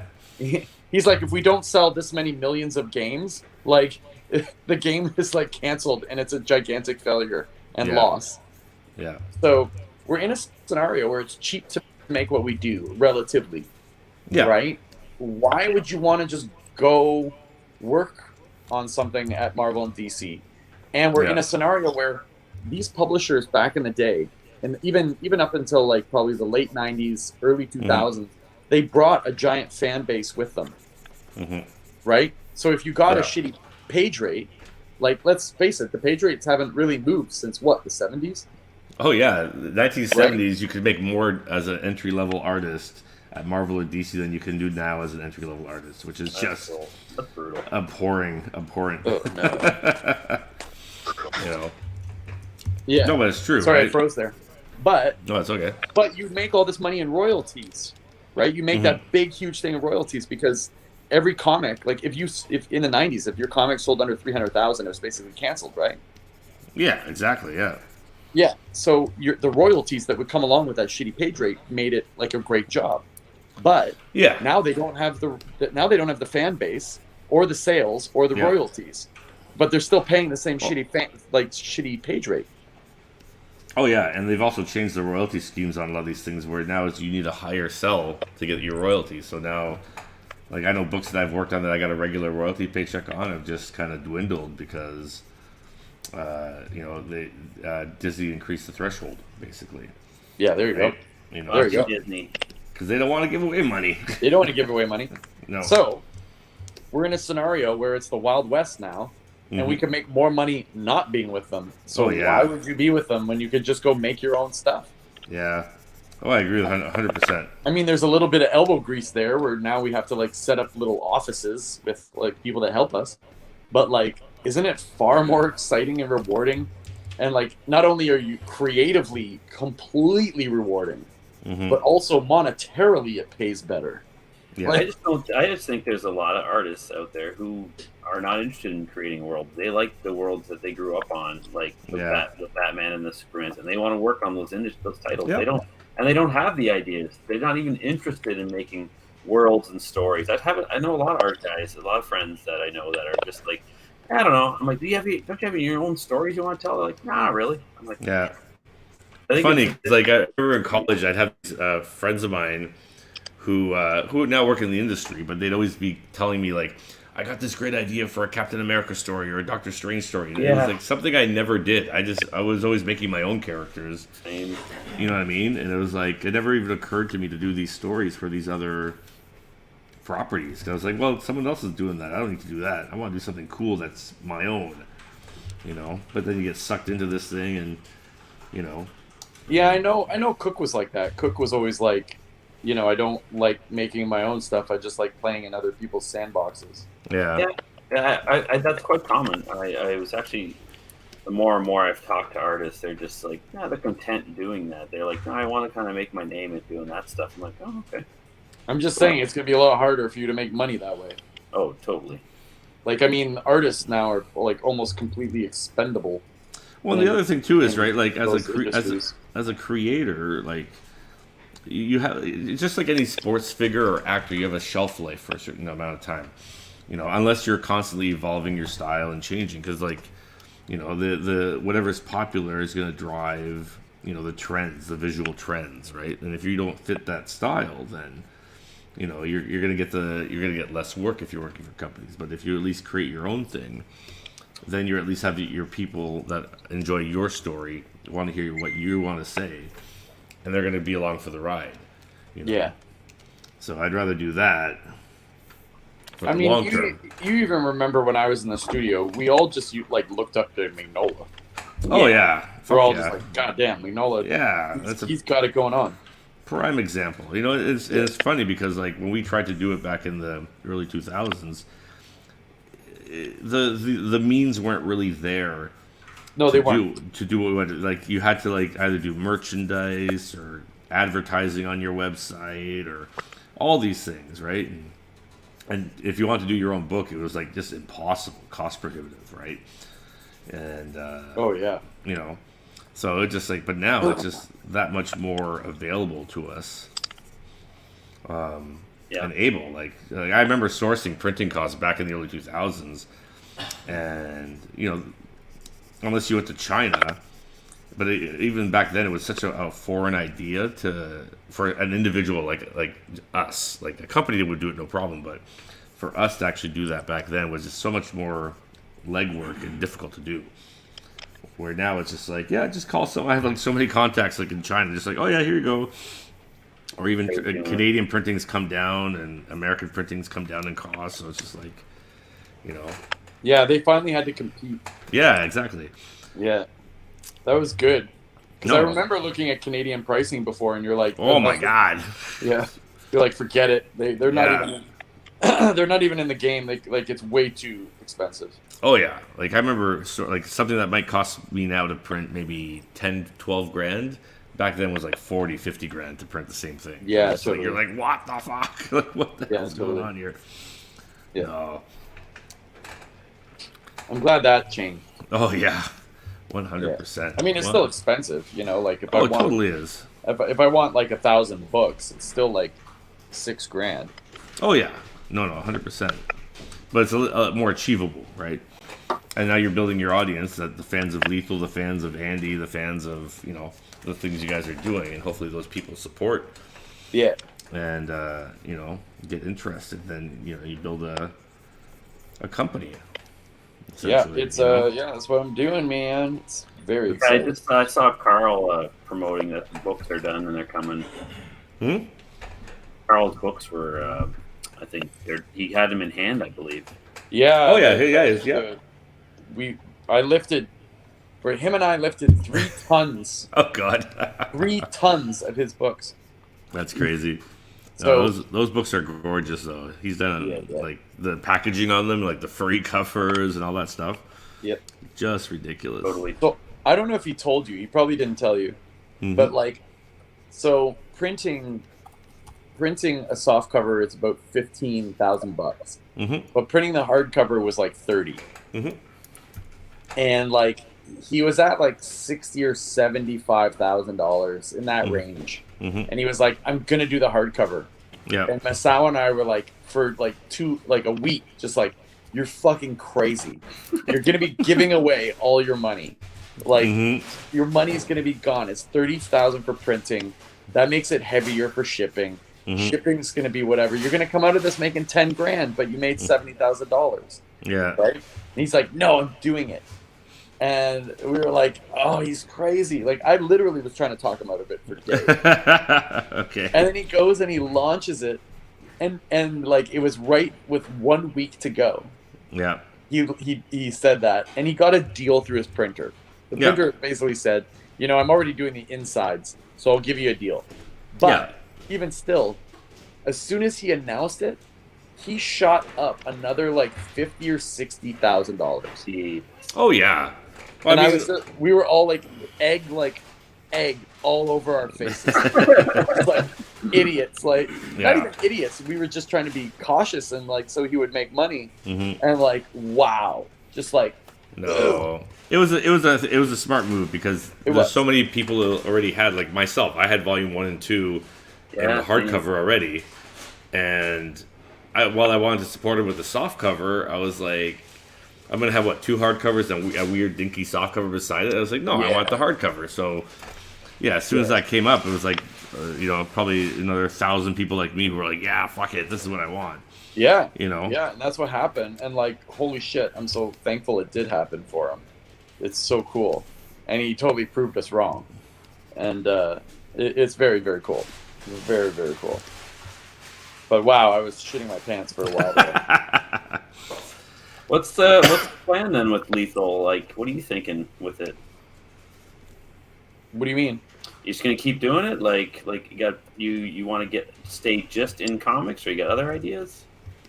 Oh, you mean if we branched out besides comics? Yeah. I don't know. You got visions? You got big visions for Lethal? Like, or are you gonna you want to sell it one day or some shit? Like, no. I want to build Lethal to the same level as Polito does for Lady Death. Mm-hmm. That's my goal right now for the next 5 years, is to build Lethal into the same thing that Polito has going on, but with Mother Trucker and other things. I know, like, down the road, like, Carl and I have been talking about doing cartoons for years. Yeah. Like animating animating our own cartoons. Mm-hmm. We've been talking about that for years. We even know what we want to do. That's awesome. Yeah. I do too, and I know what I want to do. It's called Arden. Yeah, I know Arden. Have you, out of curiosity, because now you guys have now technically 4 Kickstarters under your belt as a crew. Yeah. Have you guys received any submissions, people wanting to be part of? Yes, big time. What you're doing? Yeah, big time, and tons of people want to work with us. There was a point in time in the summer where we were getting like the craziest phone calls from like people in Hollywood and shit. Oh, nice. Yeah, it was crazy, but none of it panned out, and some of it was like really weird, and I don't think we wanted it to pan out either. Mm-hmm. It could be too early for that, maybe. Yeah, just, the headache of it. But I mean, you're obviously going to take the calls, right? Oh, 100%. So yeah. I was taking like a lot of calls, like with directors, and there's like a few big actors in there. Like we talked to David Arquette and Cliff Goldsman, who did Entourage, and we were talking about working with some bands like Guar and Gojira and stuff like that. There was a lot of stuff going on. Gojira, right on. But and I think basically because heavy metal, I'm just gonna say it, heavy metal's dying. Like, that magazine is dying. No, it died a long time ago. Yeah, but now it's really dying, and I think that like Gorman or a Lethal magazine could like literally take over that spot.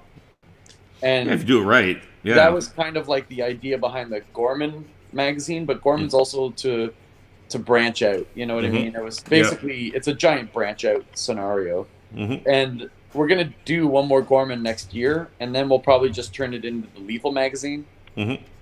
And the Lethal magazine, I'm just gonna make it heavy metal basically. Yeah. And run it only once a year, because like I want to do my own shit too. Yeah, it's a lot of work, especially running an anthology like that. Yeah, I'm not doing a monthly anthology. I'm just going to do a yearly anthology. Yeah, yeah. And run it off a Kickstarter. But, I just want to keep Lethal as a publishing company through Kickstarter and do all my own material through it. Yeah. So, I was talking to Masao about it today. He's like, I have 6 things I'm writing on right now. I have a really big one, besides Mother Trucker, that I'm going to do after Mother Trucker, but it's gigantic. Nice. And I might do it like a manga. I might do it black and white like a manga with less panels, less detail. I might do that. I haven't decided. But, okay. But my goal for Lethal is, Jack Kirby and Stan Lee were. Jack Kirby was 44 when he did Fantastic Four #1. Was he that old? Yeah, he was 44 when he did Fantastic Four #1, which is basically the birth of Marvel. Yeah, yeah. Fuck, I didn't realize he was that old when he did that. I thought he was younger. How crazy is it to think, like, let's just make our own fucking Marvel? I mean, that's how shit happens, right? Like, yeah. That's where my head's at. And I think sometimes Carl and Carrie are like, you're an insane person. You're crazy, man. Yeah, you're an insane person. This is stupid. But I'm also like, I don't think it is stupid. I don't think it's stupid at all, because I don't like the way that Marvel and DC are run now that they're completely corporate. Yeah. It certainly isn't putting any food on my table Mm-hmm, or mm-hmm. any of my friends' tables. Yeah. So if the best artists in the industry that I know that are my friends Mm-hmm. aren't putting food on the table from Marvel and DC, then something's got to give because everyone else doesn't pay enough. I make more money flipping burgers at McDonald's part-time than I would Yeah. working for any of the other publishers besides Marvel and DC. Oh God, it's in the embarrassing comic what they industry pay. right Yeah. now. So, Oh yeah. I don't want to be a poor person. So, No one does, no. yeah. So it only makes sense just to straight up be like, I'm just gonna make my own Marvel comics. Yeah. Better to do it than not do it and have that regret. Yeah. You know. So I mean, I know that sounds like kind of like loopy, but at the same time, it's it doesn't have to be Marvel comics. You know what I mean? All I'm saying is I want to build something that gives me stability, For sure. longevity. Look at creators like I don't know if you ever read like ElfQuest, but Wendy and Richard Pini, who that's like one of the longest running indie comics that I can think of. That's been going on, and for a while they went to Epic and other places, but or even what's his name, who Jeff Smith, who did Bone, like that's an indie comic that he did under his own label for 20 years, released a hardcover or a collection, and that was just all he did, and that's how he lived. Well, what I'm saying is they were all under a system that was relying on the publishing system through mainstream, through Diamond. Yeah, through that's true. Comics Yeah. And straight up, all those publishers are dead, in my mind. Mm-hmm. If you can't pay your employees $300 to $400 a page for a comic page, then you should stop making comics. Yeah. Like stop, because those people are working. You're using people. Yeah, in a bad way. Yeah, unfortunately, that's become such a mainstay of our industry where everybody, the people who want to work in comics are so hungry that they're willing to do that job. Yep. I was always surprised because I had a career of like maybe 10 years before my comic work, before I first hit comics, and I remember people just lowballing me all the time, and I was like, why would I work for less when I have a job doing art for these other things, and it pays me decently. But it was constant. It was like blew my mind. Like companies asking me to do a comic for like $50 a page. I was like, "Were you crazy? Like, you think I'm an idiot? Like what?" But people are willing to work for that amount, and it just they want to blows get my into mind. the industry because they think it's like. I talked to someone today, who's doing stuff, and they want to put their Kickstarter comic in a store. Mm-hmm. And I was like, it's going to be more of a headache for you than anything else. Mm-hmm. There's no point. Yeah. I love the stores, but like if you're a comic book store today, fill your goddamn shelves with manga, or you're in big trouble. Or just, I would like to see more stores. I mean, there are a lot of great stores that there's a lot of great across Canada and in the States as well. But there's not enough that I think that support indie comics. Like there's only like maybe a handful. You know what I mean?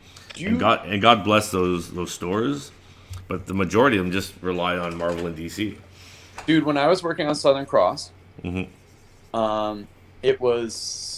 started in 2015. I believe it was 2017. I was halfway through the second arc, and it was November going into December.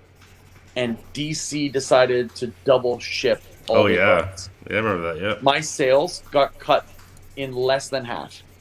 Yeah, because all the stores were like, well, there's their budget. Yeah, so that right there was like a big eye-opening and turning point for me where I was like, it doesn't matter what happens. If DC can just show up and go double shipping and everyone else is fucked, this is a bad system. This is not a and that's exactly business. And that's exactly their ploy, because they want to cut out the smaller companies. That's right. So and take over the market share. Yeah. So, and comics is small enough that a company that does that really fucks it up. Oh yeah. 100%. So for me, that really sat poorly with me, and made me really angry. Yeah. I was furious. Like that's bullshit. Like if Marvel and DC can dictate the sales of every other company, because of the budgets of the stores, then you have a broken system. Oh yeah, 100%. Yeah, I mean, this system's been broken for a long time. Do you know how many people were coming up to me being like, "I can't even get Southern Cross in my store"? Yeah. I'm like, I don't know. Like, I don't own any Southern Cross anymore. Oh yeah. I've sold it all because people can't get it. So if people like this amount, I still get people like, I would say every other day asking me about what's happening with it. Yeah. Well, actually, here's an interesting question. Would you ever, because that's yours, would you ever do a collected hardcover under Lethal of Southern Cross? Yeah, sure, but I'd have to pay Becky. Well, I mean, obviously, yes. You'd have to work up a deal with Becky, whatever, because she was a co-creator with you. We'd have to get it back, and I think we owe... I don't want to talk about this. Okay, no, someone at Image would listen to this. I didn't know about that, but it's just like I figured it's yours, so... I was taking advances, so there's still advance money on the table. Oh, I see, gotcha. They don't want it back. Mm-hmm. But what they basically, if I wanted Southern Cross back for myself, I'd probably have to buy them out. Yeah, okay, that makes sense. Yeah, right, yeah. And I don't care to. Okay, no, that's fine. Yeah, I don't. I'm just really curious. I've got too many other cool things I want to do. Yeah. In my head, like. Because I often wonder about something like that. Not to say that you have to do it or anything, but it's just like.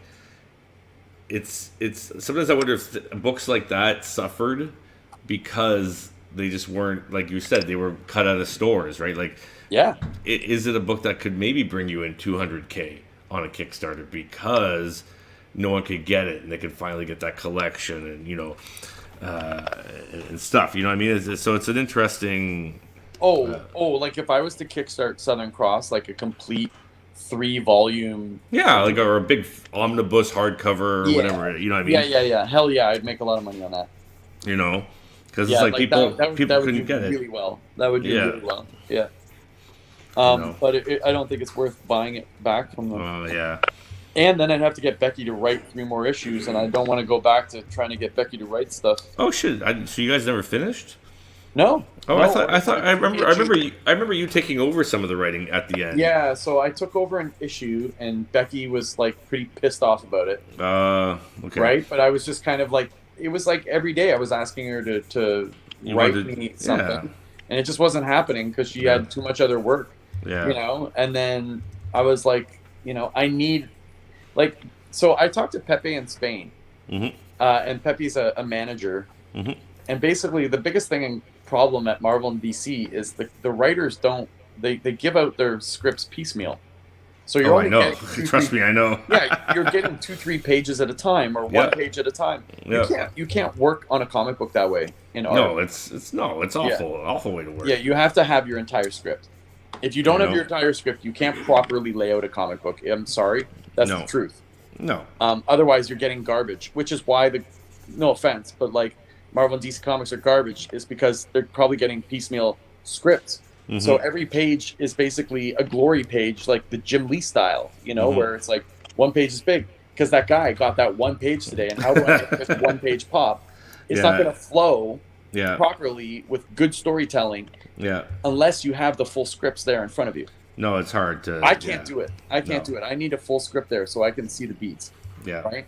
No, for sure. You want to build the story up properly, right? And Pepe in Spain, when I was talking to him, he does Jorge Jimenez.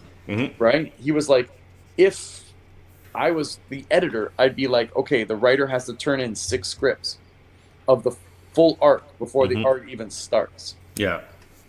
That way, there's no lateness, there's no problems. But that's the problem is like the star writers are all doing 5 books. Yeah. Oh, yeah. Right? And they're not finishing the scripts. And the scripts suffer. I'm sorry, but the scripts are bad because they suffer because they're written on the spot. So it's not Becky's fault, but how do you write a really clever, Poirot, Agatha Christie style horror mystery in space on a space tanker if you haven't written the full arc in every issue? Oh no, you need to know that where stuff. the red herrings are? Yeah. How do you know? How do you know? How do you play up certain characters where you want the audience to think that they're the killer and they're not? How do you do that if you're writing a page at a time? Yeah, you you know, can't it's be just into not it. happening. No. Like No, like it's true. they you know, they can give you the BS that the magic is already in my head. Yeah, no, fuck you. It isn't. The work is on the page. Yeah. You have an outline. You have the scripts. Yeah. So, No, yeah, it's true. You and need to I'm have it all put together, basically. yeah. So I just had a string of a lot of writers that just kind of like weren't doing the work. Mm-hmm. You know what I mean? And that's why I decided that, you know, I think one of the big things at Lethal is we write our own stuff. Yeah. Well, that's where you're gonna get the best stuff, I think. Yeah. As for because cartooning and the greatest, longest, most praised stories are when either the creative team was like so ingrained with each other, or it's just an artist writer, basically. Yeah. You know what I mean? Like Cook. Yeah, exactly like Cook. Yeah, like Cook. You know. Yeah. So that was one of the things when we were going into Lethal that was agreed upon. Mm-hmm. That we're kind of done with, like, no offense, like I have lots of writer friends. They're beautiful, lovely people, and I hire writers for Gorman because it has to happen. Mm-hmm. But like, if you're going to do a series with Lethal, we want it to be a writer-artist combo. Like, you're the same guy or the same girl, like same person. Yeah, you're gonna get the best vision that way. Yeah, because we don't want to be put in a scenario where an artist is calling me, going, "Oh, where's the script?" And I already have it on Gorman for like 5 pages. There's artists being like, "Where's the script? Where's the script?" I'm like, "This guy hasn't done a script yet. Like, what do you want me to do? It's only 6 pages." But you know, so we don't want to be in that position ever again. And I spent years there. Yeah, you know, and it's not fair because when a book goes late, whose fault is it? It's always the artist's fault. It's always well, surprise, people. It's not. It's the writer.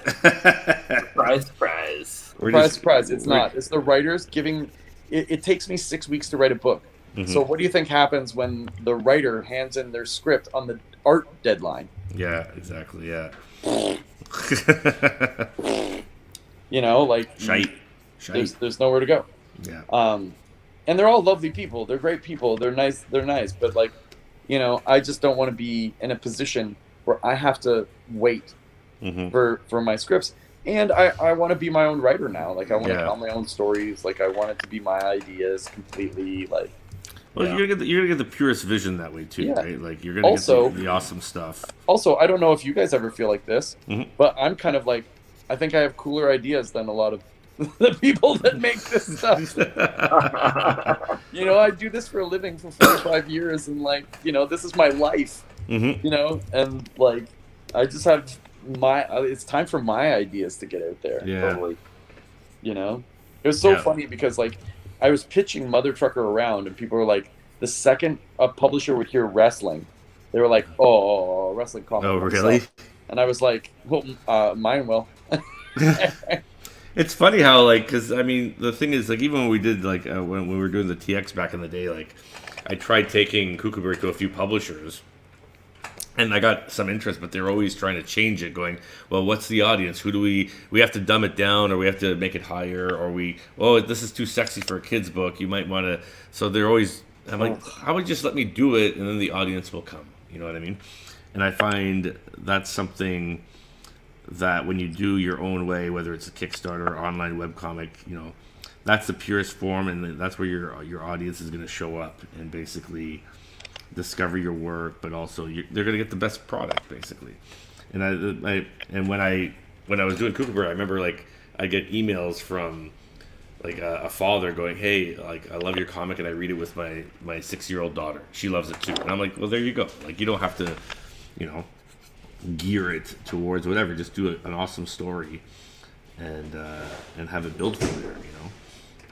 Yeah, I don't think there was a lot of focus groups on the first Star Wars movie. No, exactly, right? Most of the people were like, "I don't know what the fuck he's doing, man. That's weird." Yeah, like, what is Luke Skywalker? I don't know. Yeah. Well, he even had a hard time selling that idea. I remember watching the documentary where like it took like one guy who finally got Fox to invest because everybody else was like, "This is fucked up. It makes no sense. Like we don't understand this weird thing you're doing." And then boom. Yeah, and then exactly boom. I wonder how he feels about it now. I don't think he's very happy. I think he's expressed his. I think he's referred to Disney as white slavers. Did he really? Mm-hmm. He's being very displeased with what they've done with because apparently, not to get into the politics of Star Wars, but apparently he actually wrote a treatment for 3 sequels, basically based on his original idea or close to his original idea. Oh, okay. And I've seen some stuff where it's like really fucked up shit where they go into like almost like the inner verse of the Force or something, and they just basically were like, yeah, we're not going to do that, and then they went with Abrams and they did like their own thing, which obviously was like The worst. the worst. I don't know how you make worse movies than the prequel, but Oh apparently my you god. can. Oh, the Like- prequels are like genius compared to the, I know. How do you do that? I hated those movies when they came out, you know. and like these ones are worse. Oh yeah. Well, it's a regurgitation of ideas, right? There's nothing original about them, you know. So my wife and I hadn't been on a date in like a year and a half, 2 years after we had the baby, right? And we finally got my mom to babysit Nia when she was about a year and a half. And we went on a date in Kingston, right? Oh, nice. So we're like, let's go to the movies. We're going to go to the last of these 3 Star Wars movies. Oh god, no, really? Oh, Oh my god. We came out of that movie and we were just like, do you want to go for a drink? And we're both like, let's just go home. Like, I felt dirty after I watched that yeah, movie. I've never come out of a film like depressed. Yeah. Like, we were fucking depressed. Like, this movie was so shit. Yeah. Like, You guys see the last duel? The last. no, I want to though. Oh, I haven't seen that yet. I'd like to. Really Yeah. enjoyed that. The wife and I really enjoyed that. So. Yeah. No, it's amazing because I remember like when I was a kid, I saw Star Wars. Sorry to hear it, Mama Deadhead, but I'm glad this is helping out. Aw. Yeah. What's Thanks that? for still joining us. Oh, Mama, one of our lovely regulars commenting. Oh, thank What did you. it say? I can't read it. I have a cell phone. Oh, I just said, Mama Deadhead just wanted to say thank you so much for the stream. I've been battling the flu this past week, and this is exactly what I needed. Thank you, Oh, friends. what a bummer. Sorry. Well, hope you're feeling better. Yeah, totally. Sorry, it's Andy, but yeah, I'm sorry you're Yeah. enjoying. Blabbermouth. And Yeah. I got this idea, and I want this idea. I want to make this much money. Holy shit! We're gonna make all the ideas. We're gonna do all the ideas, I'm guys. just jealous. I just miss him. That's why. Let's sit down and plan our conquest of 2022 Oh, yeah. Yeah, and 2023. and beyond. 2023 Exactly. is where I'm striking. That's what Sheldon and I are planning stuff. For Is- that. Yeah, Hang on a sec. Arden is 2023? yeah. 2023 March is 25 years in the making. Yeah, 2023. Trevor, I know. The last duel, there was parts that were a little. I'm like, but I still ended up enjoying the film. What's it called again? Sedan? The last duel. Oh, The Last Duel. Sedan. It's an automotive movie. Yeah, no, the goal is March 2023, and then it ends. The Kickstarter ends on my birthday. Nice. Which is the day before my birthday. Or the day after my birthday. The day after my birthday. We got lots of birthdays going on here. Oh man, that was still one of my favorite birthday weekends, buddy. Oh, When my I took 40th. over your party at 12 midnight. That was real good. That's That was funny. real good. And the what did we smash? The stupid Pinata? and like Carrie was drunk and he jumped in with us to like get involved, and it's like, no, this is our birthday, Carrie. Get out of here. Back off. Get out of here. My wife knows how much I mortally hate glitter. Like if I see glitter on someone's face, like I freak out.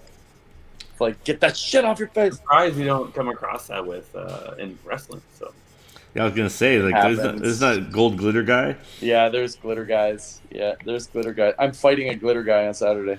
You're gonna be covered in that I shit. know, I'm gonna be so mad. what's he called? The glitterati?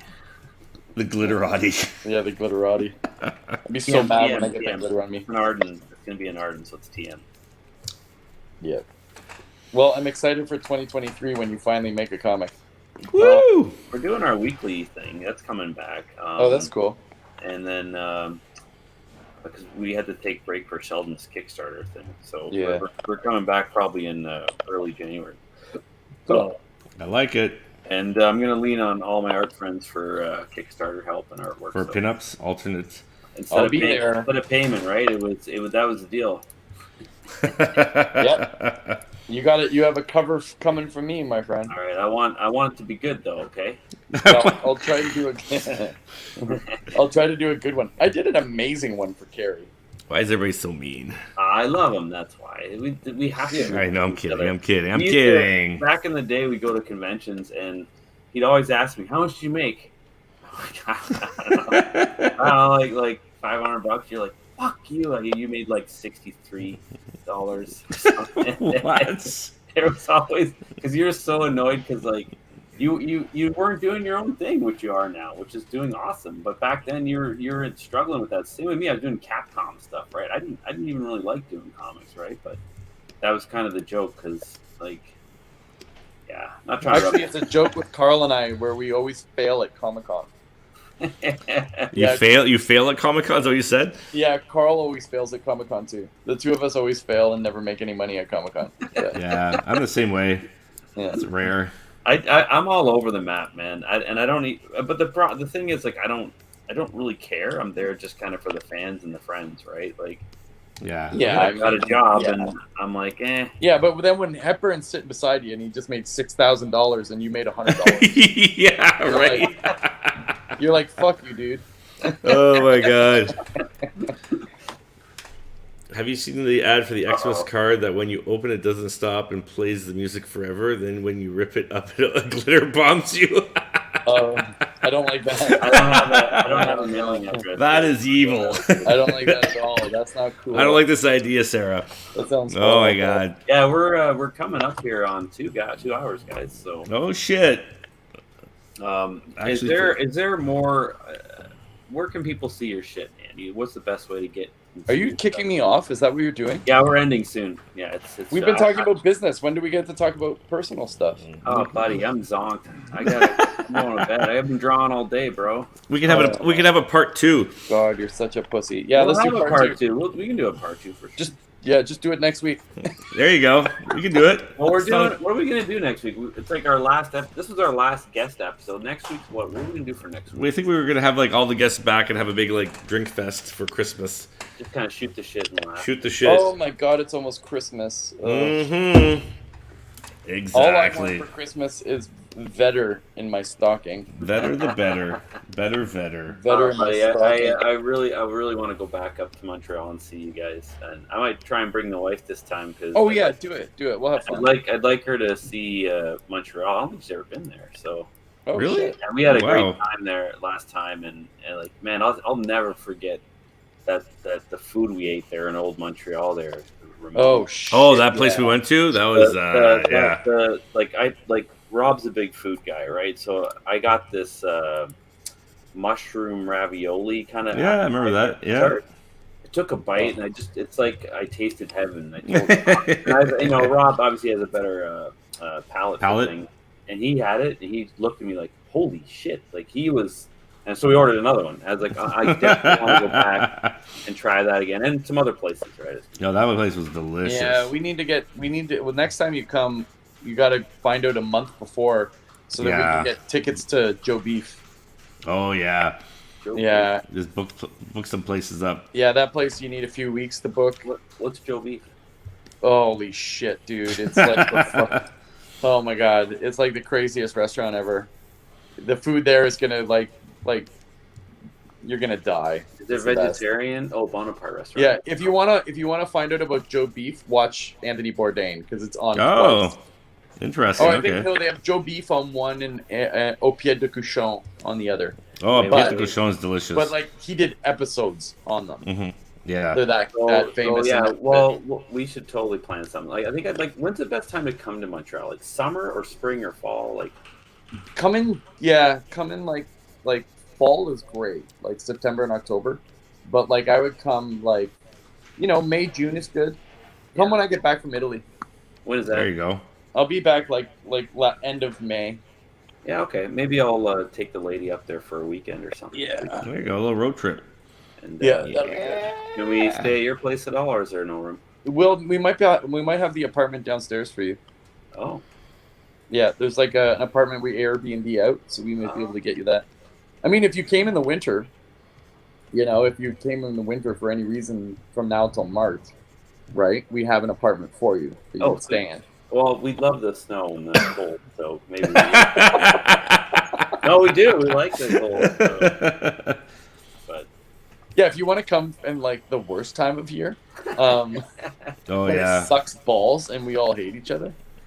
yeah. I've been Dude, there in there was February a- a couple there was times. like Oh yeah. So all right, buddy. Well, yeah, you can find me at lethalcomics.com. yeah. You can Shout find me out at, some of your at stuff. Andy Belanger on Instagram, Facebook, and Twitter. yeah. And It's now- all in below too in links, so people can Yeah. just hit the link and find you and Lethal Comics. Yeah, but we're gonna have a big year next year, and it's gonna be crazy. And you guys should do the thing. We should talk, man. We should talk. We Yeah, got let's, big plans here. You know, we got people we work with also. Like, you know, I know you guys work with Sam as well, and he's Yeah. been a great supporter Sam rules. and idea man. So yeah, let's get this pony. Let's just take over fucking already. You know what I mean? I kind of just want to take over now. I'm Yeah. kind of sick of like working for people Exactly. and companies that I think I have better ideas. Yeah, I agree. Let's make them 100%. happen. Yeah. Boosh! Andy, All right. I love you. Love you It's so too. great having you on here, I bud. love you guys too. I hope Love you, to, man. See you soon in person again, and I miss you dearly, and I love you. You're a great person, and thanks, Rob, again behind the scenes. Yeah, thanks, My Rob, for making it, finding all the lately, wrestling and- clips. Oh yeah. Thanks, Yeah. Rob.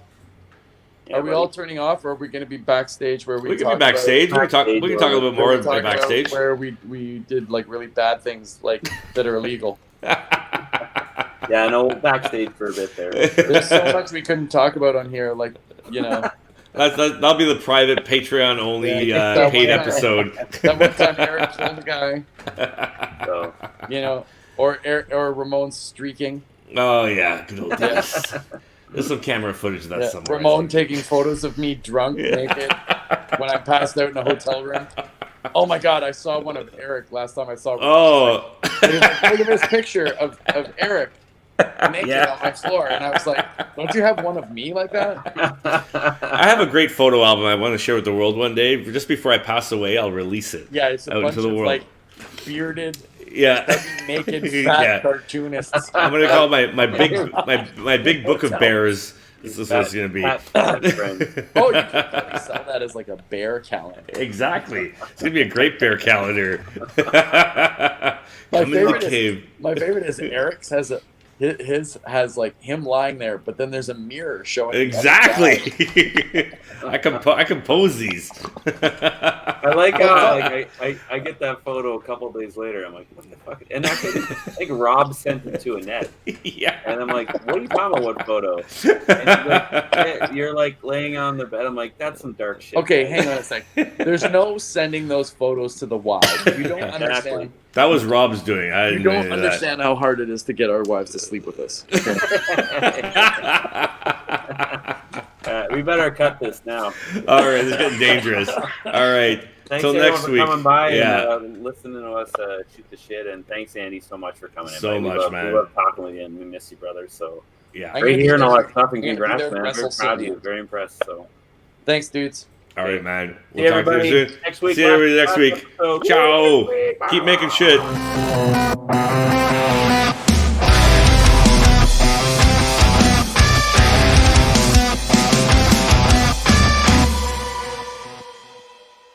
Nice. That's fantastic.